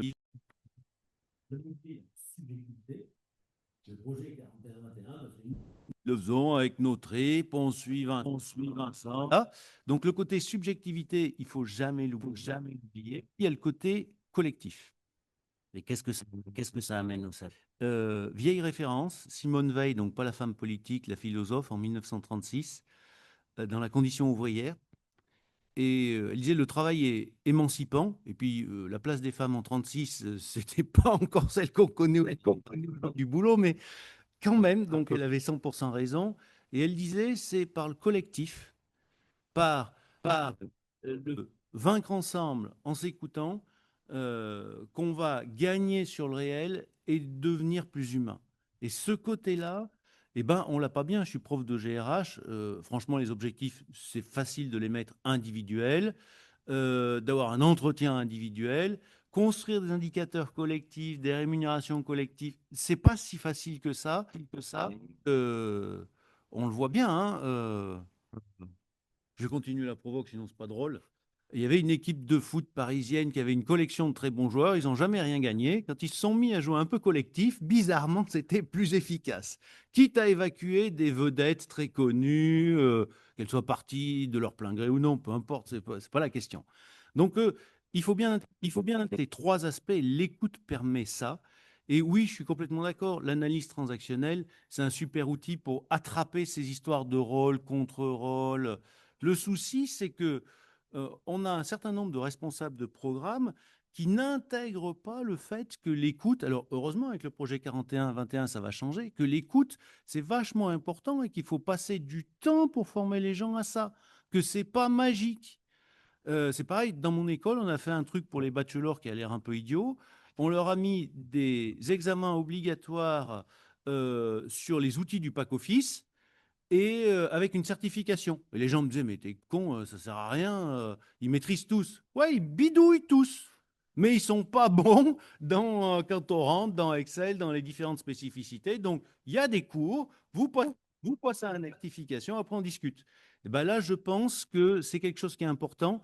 Alors, il y a une collection de bouquins qui s'appelle Profession 4 service public. Il y a 3 ans, on a fait un bouquin sur la formation des écoles de service public pour faire un point sur un certain nombre de choses. Et si ça vous intéresse, c'est dans cette collection que j'avais fait le bouquin sur le bien-être au travail au sens de l'OM. Il y a 8 cas pratiques systématiquement, 4 chapitres état de l'art et 3 prospectives vers où on va. Donc si ça vous intéresse, vous farfouillerez, vous le trouverez facilement. Et on va s'arrêter là. Il y a et on une s'arrête troisième là. question. Non. Et la troisième question, c'était sur les nouvelles générations. Les générations Z. Ouais. Je pense que si on les prend comme il faut, Bah. c'est assez facile. Je vais vous prendre une anecdote. Si. Si. Je vais vous prendre une anecdote. Je faisais visiter notre campus après une conférence par des chefs d'entreprise. Ça devait être 21h30. 3 chefs d'entreprise, parce qu'on a un learning hub très digitalisé, très cosy, très design. Et puis, ces 3 chefs d'entreprise voyaient 3 étudiants qui bossaient. d'entreprise dit, c'est génial, on dit que les jeunes ne sont pas bosseurs, vous êtes bosseurs, vous êtes bosseurs. Il dit, mais par contre, chez moi, vous ne travaillez pas comme ça, parce qu'ils étaient vautrés dans des fat boys. Et le jeune l'a regardé gentiment en lui disant, mais si on ne peut pas travailler comme ça, c'est pas grave, juste on viendra. Et là, c'était intéressant, on parle d'écoute, Le visage du chef d'entreprise, par cet échange, il venait de comprendre tout un tas de choses. C'est comme le renard et les raisins, quoi. Le renard qui trouvait les raisins trop verts, si à la fin il ne peut pas les manger, il se construit une raison, ils étaient trop verts parce que dans son moi interne, c'est plus facile de dire je me suis trompé, ce que je trouvais beau et moins beau, plutôt que je suis trop con pour les attraper. Et là, le chef d'entreprise avait bien compris que si vous voulez les jeunes qui venaient de trouver vachement impliqués, etc., il fallait qu'ils changent ses pratiques.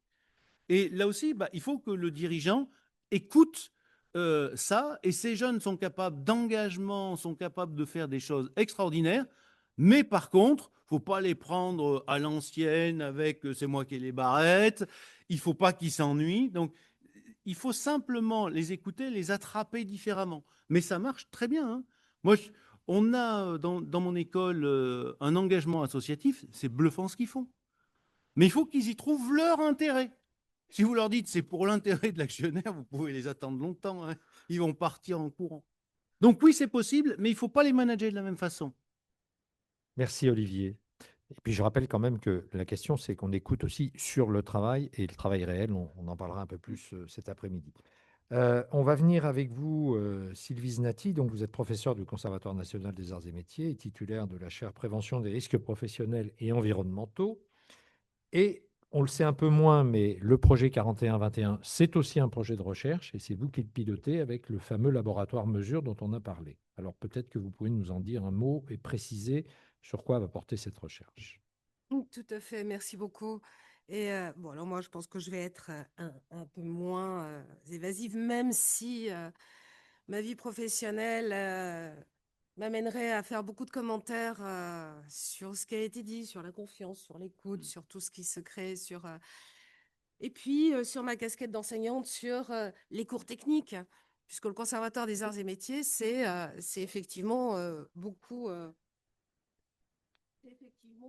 des cours techniques, parce que la technique est la base, Éteins le micro, là. Voilà. est la base de la connaissance. Et donc, bref, c'est pas le sujet. Au sein de... Je vais pas rentrer là-dedans. Sinon, je m'arrête pas. Et je vais faire pire qu'eux. Donc, effectivement, c'est la chaire donc, de prévention des risques professionnels environnementaux, avec laquelle nous avons un laboratoire de recherche, mais pas que, et je vais y venir, puisqu'on a aussi une chaire partenariale avec Malakoff Humanis, avec qui nous faisons beaucoup de recherches et de travaux sur le travail, sur l'évolution de la prévention, et ça depuis une dizaine d'années, puisque on fête les 10 ans de cette chaire partenariale aujourd'hui. Et il y a eu de nombreux travaux sur l'absentéisme, les arrêts maladie, en fait tout ce qui mène, mais des travaux de recherche véritables. Et finalement, c'est un petit peu comme ça qu'on est arrivé sur ce projet, parce que ce laboratoire mesure, ça s'appelle modélisation, épidémiologie, surveillance des risques sanitaires, qui existe depuis 2011. Donc c'est avec de nombreux travaux, dont l'objectif est la base de ce laboratoire, c'est de proposer et valider des outils scientifiques reconnus pour apporter des réponses opérationnelles à des enjeux de santé et de sécurité, tant sur le plan social et économique. Bon, alors, c'est pas nettement moins drôle, mais c'est beaucoup plus carré, précis, scientifique. Et c'est ce que le projet 41-21 souhaite, c'est-à-dire une... alors, on a beaucoup travaillé avec le comité d'évaluation pour qui nous a apporté l'aspect, les désirs, enfin le programme en lui-même, qu'est-ce qu'ils attendaient. Et nous, on a essayé de le retranscrire avec des outils éprouvés, d'ailleurs, souvent des outils qui ont été mis en place par des économistes. ou de santé publique. Donc vraiment des outils reconnus sur le plan international, hein, pour évaluer l'impact de ce projet sur les entreprises, mais pas que, puisque la rentabilité, c'est quand même le nerf de la guerre d'une entreprise, hein. Qu'est-ce que ça peut apporter à l'entreprise, mais également sur la santé des salariés. Je ne reviens pas dessus, ces messieurs en ont beaucoup parlé, mais aussi, et il y a un point qui est rarement étudié, c'est la santé des dirigeants. Parce qu'il n'y a pas que les salariés, il y a aussi les travailleurs indépendants, les dirigeants eux-mêmes, hein, et qu'on oublie bien souvent et dont l'état de santé, d'ailleurs, les chiffres sont on ne peut plus parlants dans les différentes études ou les différents chiffres qui sont fournis par Malakoff, Humanis, le baromètre qui sort régulièrement, où l'état de santé des managers et des dirigeants est absolument catastrophique. On a peine à y croire, mais c'est la vérité. C'est la vérité. Et justement, ben, finalement, ce projet 41-21 va être l'écoute de la santé des salariés, de toutes ces personnes, pas des salariés, mais de toutes ces personnes.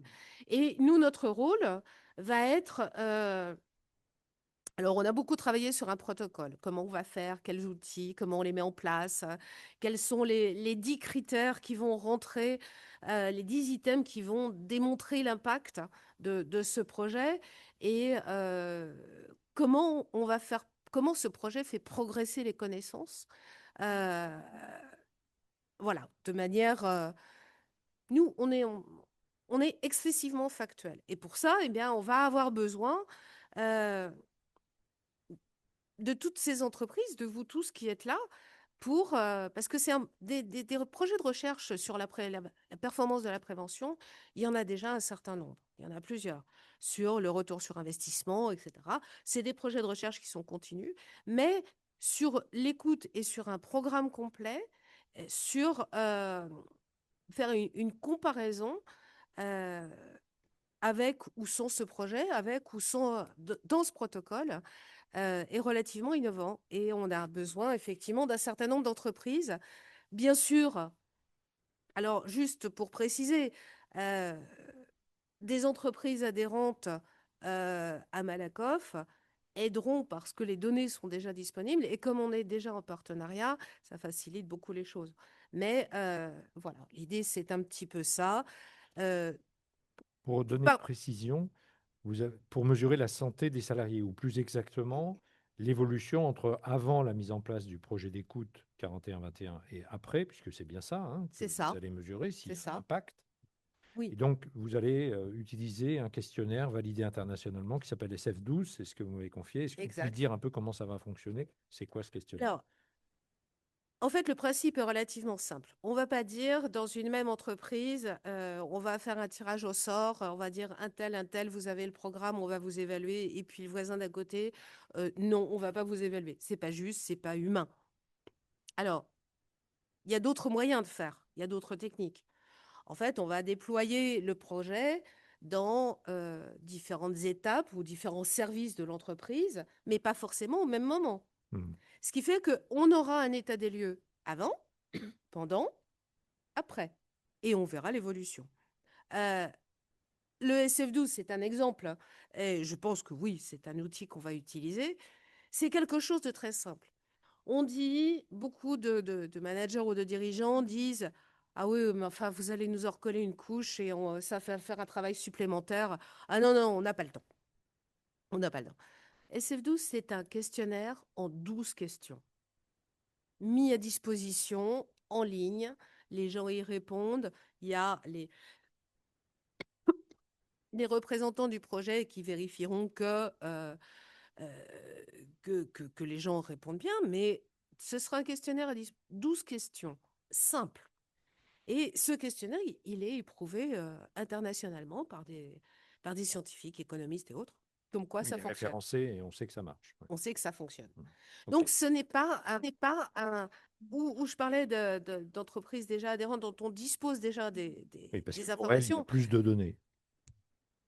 Les données sont on a un certain nombre de données dont on va avoir besoin, qu'on n'aura pas besoin de demander à Quand vous l'entreprise. dites les entreprises adhérentes, c'est des entreprises dont la protection sociale est confiée à un groupe de Tout à protection fait. sociale. Tout Voilà. à fait. OK. Est-ce qu'il y a des questions? Oui. Tout au fond. Bah, on va changer de. Ça a fait faire de l'exercice à Blaise, mais Claude Banis, responsable HSE, Établissement français du sang.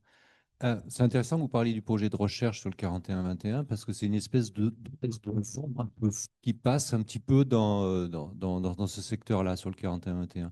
Donc, vous présentez quelques données, quelques approches technologiques, méthodologiques, pardon. Est-ce qu'à un moment donné, il sera possible d'avoir clairement le protocole de recherche tel que vous l'avez certainement écrit au niveau de sa méthodologie, au niveau de ses analyses statistiques, etc., etc.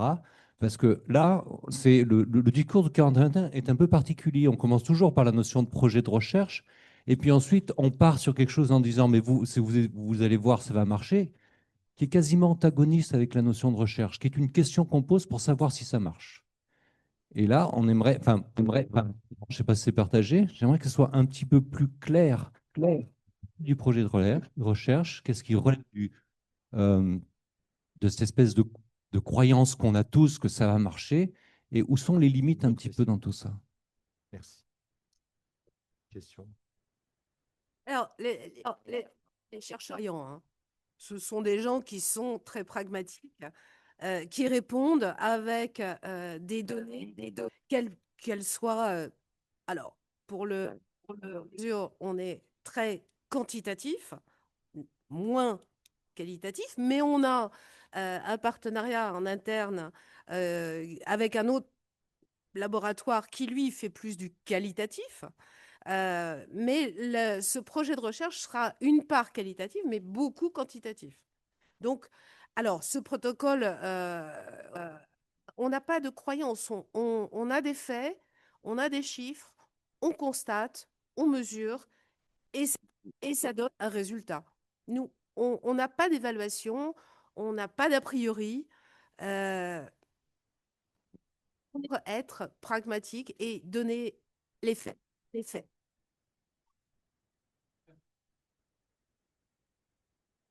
Alors, c'est pas. Je veux dire, les entreprises qui représentent au projet 41-21 disposeront bien évidemment du protocole pour savoir ce qui va en être, comment ça va se dérouler, comment la recherche va se dérouler. C'est un secret. Mais le but du jeu, c'est bien de mesurer un changement ou d'évaluer si ça change quelque chose S'il y a eu sur des- les Si le- thèmes, si le- l'efficacité de l'organisation, la santé des salariés. thèmes qui ont été déterminés. Les évaluations seront soit quantitatives, soit qualitatives. Et c'est quelque chose de transparent, de méthodique OK. et de partagé. Bon. Merci. Alors, on va passer, ça sera la dernière partie, à un tandem. Donc, Cécile Fabra, vous êtes directrice adjointe, je précise bien, de l'établissement français du sang. Et c'est le monsieur qui a posé la dernière question, apparemment. Vous êtes élu du personnel au CSE, au Comité social et économique de l'EFS PACA, comme Madame Gambon. Et donc, vous êtes engagé, vous, dans le projet 41-21. Alors, au passage, établissement français du sang PACA, c'est 650 salariés, si je me. Et au niveau national, c'est 9000 salariés qui sont à l'établissement français. Alors, un mot pour commencer tous les deux, ou plutôt Cécile, sur l'établissement français du sang PACA, qu'est-ce que vous faites? C'est quoi que tout le monde vous identifie? Et puis ensuite, qu'est-ce qui a motivé votre engagement? Comment est né votre souhait de vous inscrire dans le projet 41-21, dans cette démarche qui est quand même assez exigeante? On l'a vu avec l'ensemble des gens qui participent, c'est pas aussi simple que ça.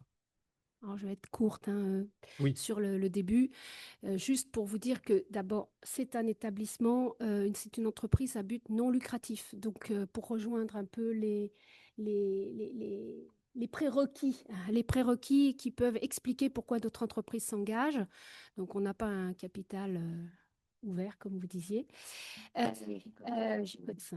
encore une preuve qu'on peut s'y engager. Donc, à but non Pas lucratif. coté en bourse, hein, c'est ça le bourse, hein, c'est ça. Donc, à but non lucratif, tourner sur les temps. Donc, on s'occupe quand même de travailler en acte bénévole. Donc, c'est un certain état d'esprit. Le don de sang tourné vers les malades. Donc, il y a un sens au travail, en tout cas pour les plus anciens d'entre nous et pour les premières générations de cet établissement qui est très fort. Hein. On travaille pour le malade. Donc, tout un tas de valeurs qui naturellement nous portent vers des valeurs humaines, sociales. Et dans notre région, ça a toujours été un point très, très fort. Notre directeur, Jacques, nous fait suer en permanence. Je suis là depuis 8 ans. Sur l'écoute des collaborateurs. Il veut absolument être sûr que cette écoute, elle existe, qu'on écoute les idées avec les moyens du bord, alors la fameuse boîte à idées, et puis que cette écoute, on y répond, et comment on y répond, et on a chaque année. Chaque année, on regarde quelles ont été, combien on a répondu, et comment on a répondu, et est-ce qu'on a répondu positivement. D'ailleurs, on n'est pas si mauvais que ça sur les informations qui remontent. Mais c'est une écoute, comme je vous le disais. Alors, j'ai une autre définition. Pour moi, je m'étais dit, c'est une écoute pleine. C'est-à-dire, on ne traite que ce qui remonte spontanément. Donc, c'est dans ce contexte-là que nous sommes partis sur le projet 41-21. Et peut-être je vais laisser la parole à Eric pour dire d'abord comment il voit, lui. Comment il le voit, lui, de son côté. Puis, je rappelle que, alors c'est une obligation de la démarche du projet, c'est que les partenaires sociaux doivent y être associés et c'est partagé. Et donc, Eric, même question. Bonjour, c'est déjà ça qui me motive aussi, c'est que la participation est totale. Il y a les élus du CSE, le personnel, la Et direction. vous êtes, vous, dans le comité de pilotage. Oui, oui. Et vous êtes particulièrement motivé par la démarche. Oui, oui. Le bien-être du salarié joue dans les performances de la société, de l'entreprise.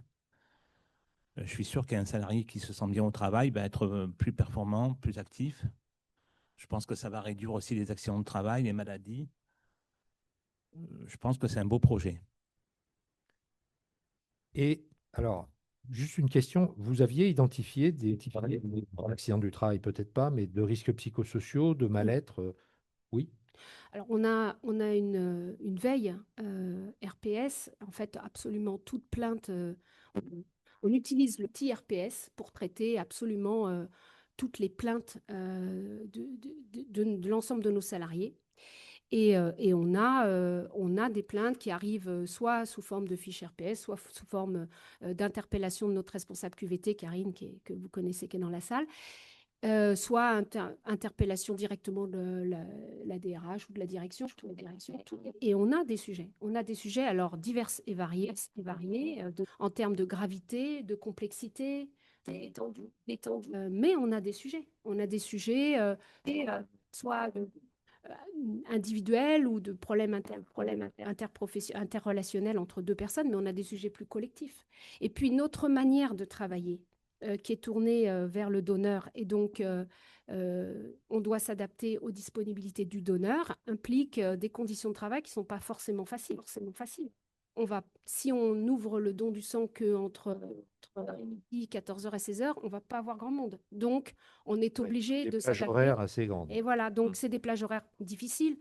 Et la deuxième partie de cet établissement, il est tourné autour du don du sang, mais également la fabrication des produits et la délivrance des produits dans les hôpitaux. Donc, qui dit délivrance de produits dans les hôpitaux dit disponibilité 24/24, 7/7. Donc, il y a des conditions de travail qui peuvent être compliquées de par les horaires et de par le stress. Quand on part en équipe mobile pour faire une collecte dans une salle des fêtes en plein été, même si on met tout en place pour sa condition de travail, il faut de la clim, la porte sera ouverte, des gens nous attendent, il y a toujours un degré d'incertitude et on ne sait pas exactement comment ça va se passer. Donc, il y a une part de stress qui existe, qui est inhérent au métier. Eric. Vous avez déjà vécu là, ce qu'elle raconte sur Non, en le fait, moi, je suis assistant achat, donc je ne suis pas sur le terrain. Vous n'êtes pas sur le terrain, mais en tant qu'élu, vous êtes le réceptacle, j'imagine, de questions qui sont remontées comme ça. Oui. De stress, de relations avec les amicales qui sont parfois difficiles, avec les donneurs aussi, avec les clients aussi. notamment au labo. Sur la distribution des poches, c'est pas toujours évident. C'est pas toujours évident. Ouais. Donc, faire un travail de qualité, c'est pas forcément gagné, quoi. Non. Bon. Pas facile. Et alors, vous en êtes où dans l'avancée du projet? On a commencé, on a fini notre diagnostic. On s'est engagé, on a fini notre diagnostic. On est en train, on a fini de route. Donc, Ah oui. du diagnostic, on a décliné. Il nous restait à faire pour répondre au projet 41-21.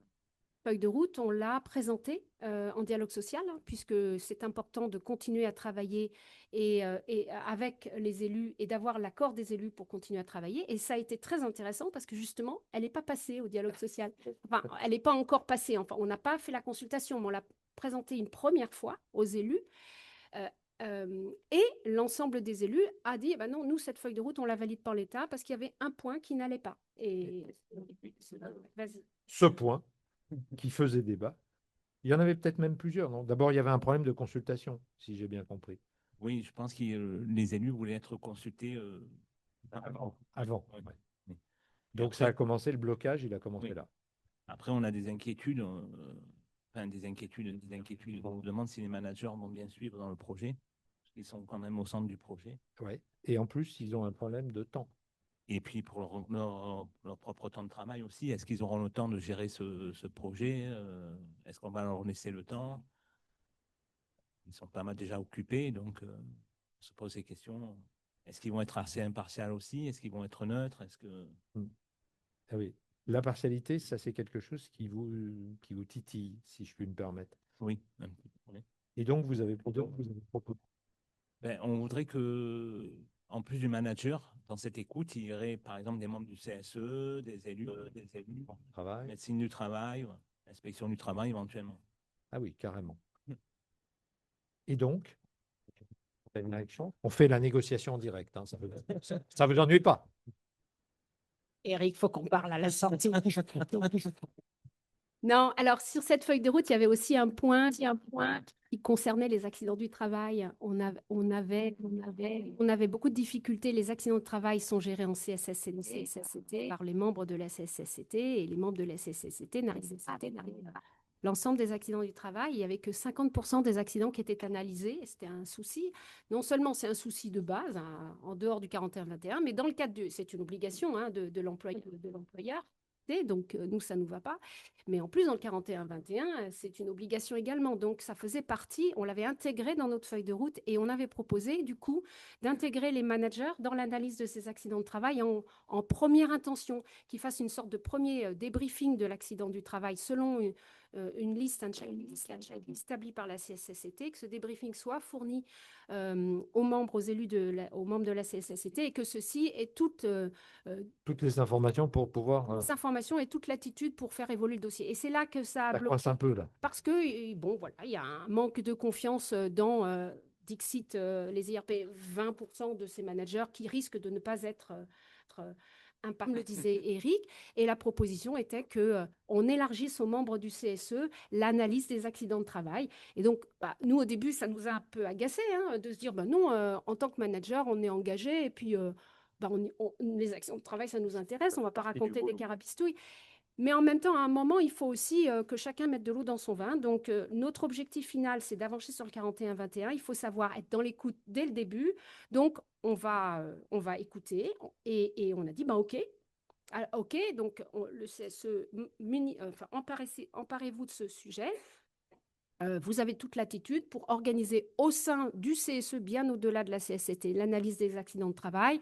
Organisez-vous et on laisse tomber l'idée, on ne vous braque pas, quoi. On ne se braque pas. Et je pense que c'est intéressant qu'on ait eu ces points-là, parce que le 41-21, ce n'est pas une longue vie, un long fleuve tranquille, hein, c'est quelque chose qui se passe... pour remettre en cause ce qui se faisait avant, voilà. Pas d'intérêt. Si c'est pour dire, on a toujours fait comme ça et faites-nous confiance, on ne va pas aller bien loin. Je pense que dans la vie de l'entreprise, le 41-21, il va bousculer. Chez nous, on sent bien que nos managers, ils ont peur de ne pas y arriver. Ils ont peur, certains se disent, putain, encore du temps d'entretien, j'ai déjà du mal à boucler tous mes EE, mes EP, mes BP. comment je vais caser mes entretiens d'écoute. Donc, il va falloir les accompagner. Hein, et puis, il va falloir qu'on se forme. On est très conscient que l'écoute n'est peut-être pas notre première qualité. Certainement J'irai pas voir meilleure. Olivier Oui, Bachar, il a des trucs c'est à vous vrai dire. que la plupart des managers n'ont pas été, de ma génération, n'ont pas été formés au management. Et alors, évidemment, encore moins l'écoute. Hein. Donc, on doit apprendre tout ça. Donc, ça, c'est une vraie gageure pour nous. Et c'est super important. Et puis, je pense qu'il y a une difficulté aussi, c'est que, alors effectivement, on n'est pas une entreprise à but non lucratif, mais on est une entité à l'intérieur de l'établissement national. Donc, notre région, elle s'engage là-dedans. Mais notre directeur, il est salarié. Hein, il est salarié du président. Hein. Donc, on a du président de l'EFS. De l'EFS. Pas de M. Macron. Oui, c'est pour ça que je précisais. Parce que je me disais, il n'est pas là-dedans non plus. Non, président de l'EFS. Mais du coup, il va falloir... pour moi, l'entretien d'écoute, c'est un arrêt sur image. C'est une petite pause respiratoire. On se pose dans un coin, on oublie tous les gens qui toquent à la porte pour nous poser des tas de questions sur des tas de chiffres, des tas d'objectifs, trucs Jules, et on dit comment toi, ça va. Et il va falloir l'analyser, en sortir quelque chose. Il va falloir prolonger cette pause respiratoire et l'utiliser. Et ça va, effectivement, il faut que ça s'intègre dans un processus où, de l'autre côté, les demandes, elles continuent à arriver à la porte. On a des injonctions d'objectifs à atteindre, de challenges sanitaires, mais des challenges quand même. Donc, il va falloir faire Oui, parce qu'on manque de sang encore. Hein. Oui, entre autres. de plasma surtout. Et il va falloir faire cohabiter ces deux rythmes. Et je pense que la direction, on va se retrouver un peu en écran pour faire tampon. Et les managers vont peut-être aussi devoir faire ça. Et je pense qu'il faut bien avoir cette dimension en tête. Et donc, on se dit, on y va. Pour reprendre ce que disait Vincent, ça ne sert à rien au bout de... Nous, on n'est pas... Là, nous deux, on est dans la partie faisons-le. Voilà. Donc, effectivement, à un moment, on arrête de parler, on y va. Mais on accepte d'être en mode itératif. Ça va pas être parfait du premier coup. On aura peut-être des problèmes. Il y a peut-être des unités de travail dans lesquelles l'entretien d'écoute va démasquer un manque de confiance et peut-être ne pas être écouté. Peut-être qu'on va voir d'autres choses. Mais on se dit, on se prépare à tous ces problèmes et c'est en les prenant et en les traitant qu'on va gérer les choses. On ne cherche pas à être parfait. Donc, bravo. Le prochain CSE devrait bien se passer alors. Oui, normalement. Normalement, vous pensez que c'est bon, là, on le tient. Oui. Bon, d'accord. Est-ce que vous avez des questions? Vous, on vous a promis une prime de dessert ou je ne sais pas quoi, non? Parce que.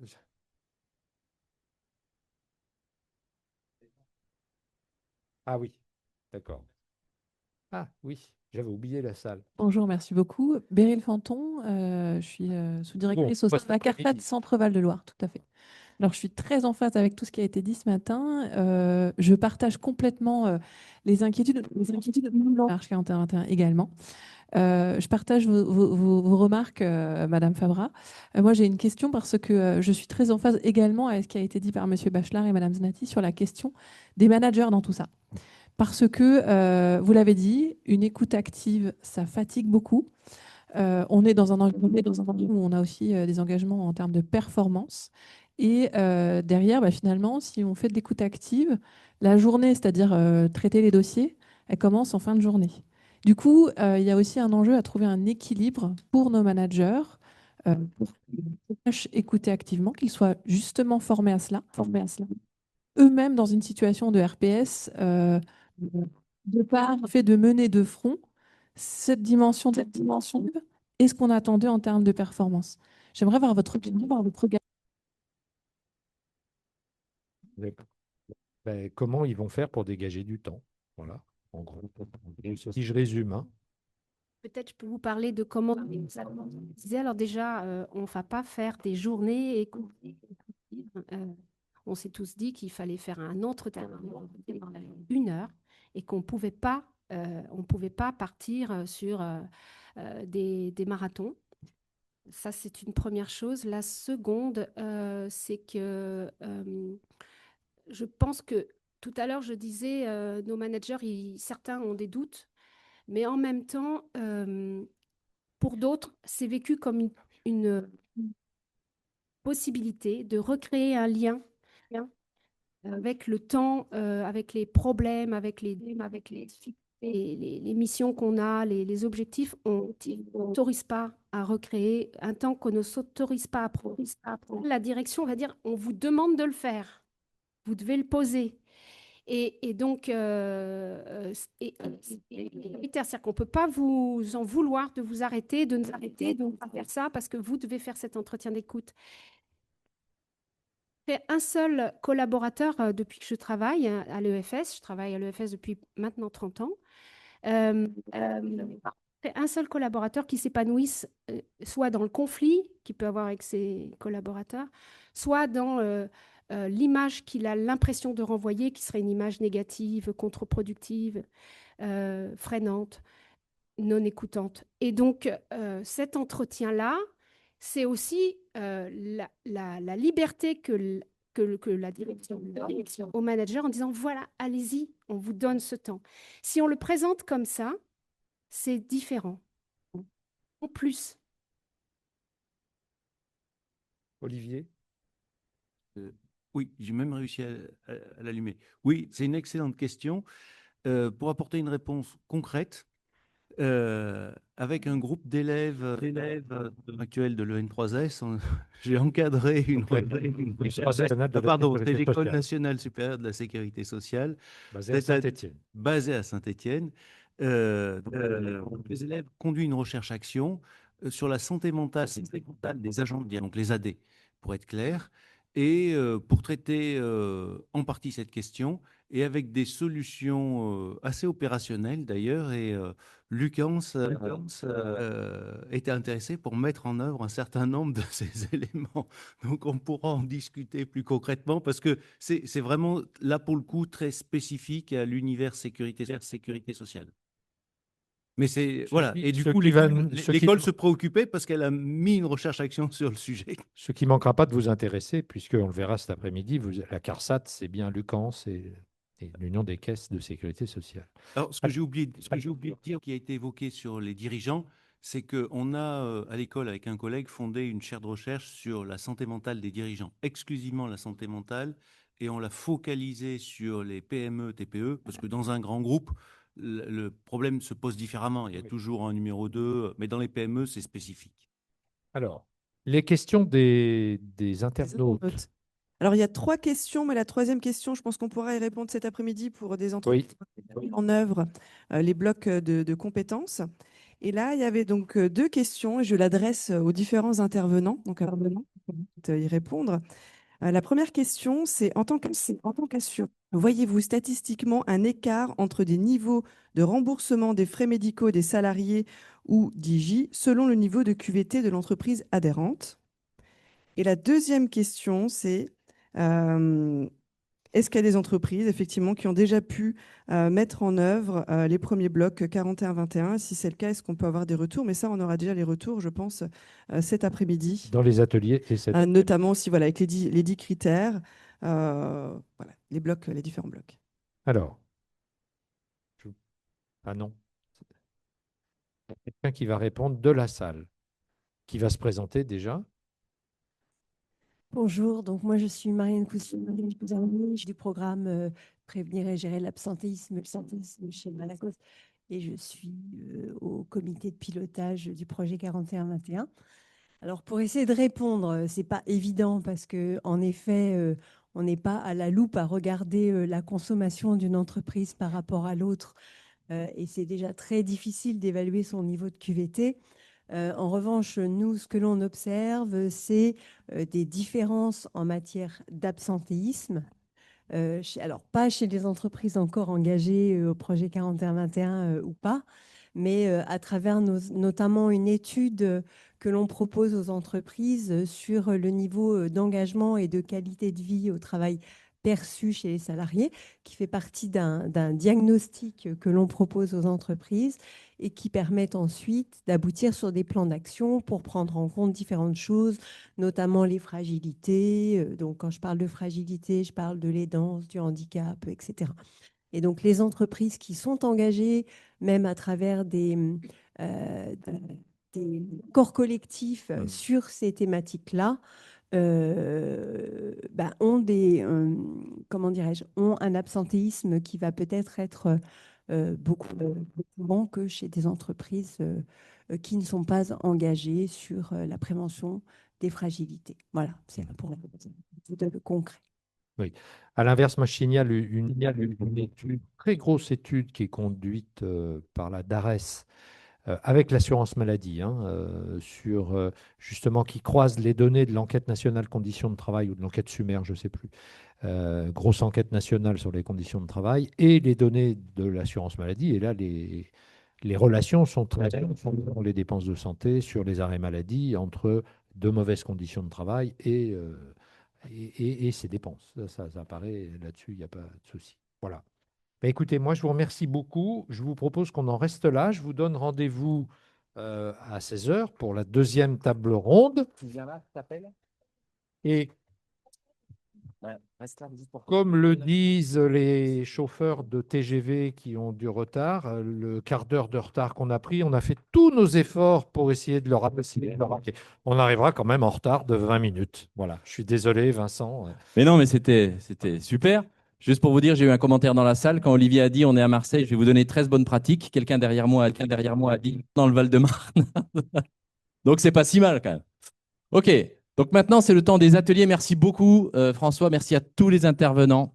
C'était un régal de toutes et tous vous entendre. Maintenant, passons aux ateliers. Donc, ce que je vous propose, c'est d'accueillir les acteurs ici devant moi pour que vous les repériez. Donc, on a Linda qui est avec nous ici, qui va prendre l'atelier 1 concerne l'écoute et les changements climatiques. Donc là, vous allez partir avec Linda Blaise, au bon endroit, réfléchir, travailler ensemble sur. Ce sera au 6e étage, vue sur mer, à peu près.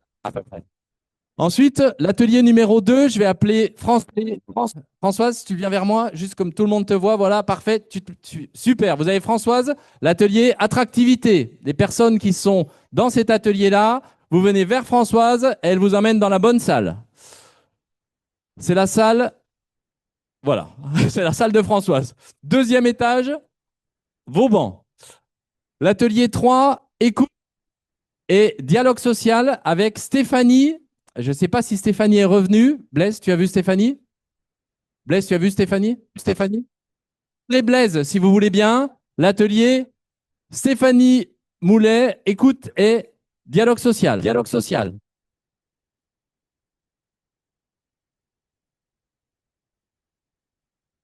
OK. Ah ouais, d'accord. OK. Bon, repérez les thèmes et les animateurs. Apparemment, il y a un petit bug sur les numéros. Ensuite, l'atelier, ça c'est pour ça. Je vous rappelle toutes et tous, 14 h ici cet après-midi, aux animateurs de l'atelier de cet après-midi. Et cet après-midi, sur ce même atelier, ce sera Hervé Lanouzière. L'atelier avec Karine. Karine, tu peux venir vers moi, que tout le monde te voit. Regardez, Karine. Fais gaffe, Karine, ça ne tient pas trop. Karine qui va animer l'atelier est son manager d'écouter les salariés. Vous allez vers Karine, elle vous emmène dans sa salle qui est en dessous, 2e étage. Et avec Sandrine, elle est ici, référente des référents du projet 41-21 sur le partage d'expériences des entreprises et des référents engagés dans le projet 41-21. Sandrine est ici et vous êtes aussi au 2e étage. Toutes celles et ceux qui veulent ne pas aller dans un atelier et discuter avec quelques-uns des intervenants, on est ici, on est là pour vous. Prenez vos ateliers. À 14 h, vous prenez la liberté de prendre votre repas où vous voulez. On se retrouve ici à 14 h. Bon atelier, à tout à l'heure.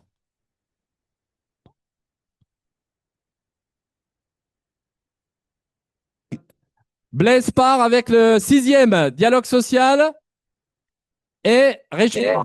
Les 2 ateliers partent en ce moment.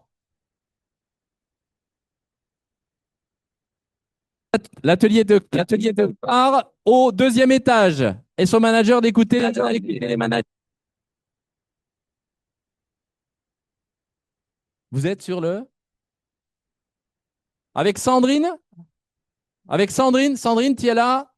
Ici, Sandrine, il faut que tu fasses un stop pour accueillir tous tes participants.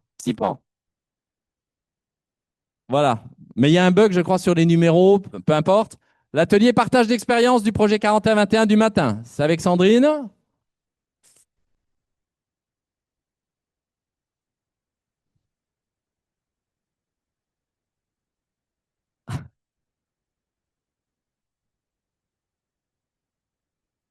Ok.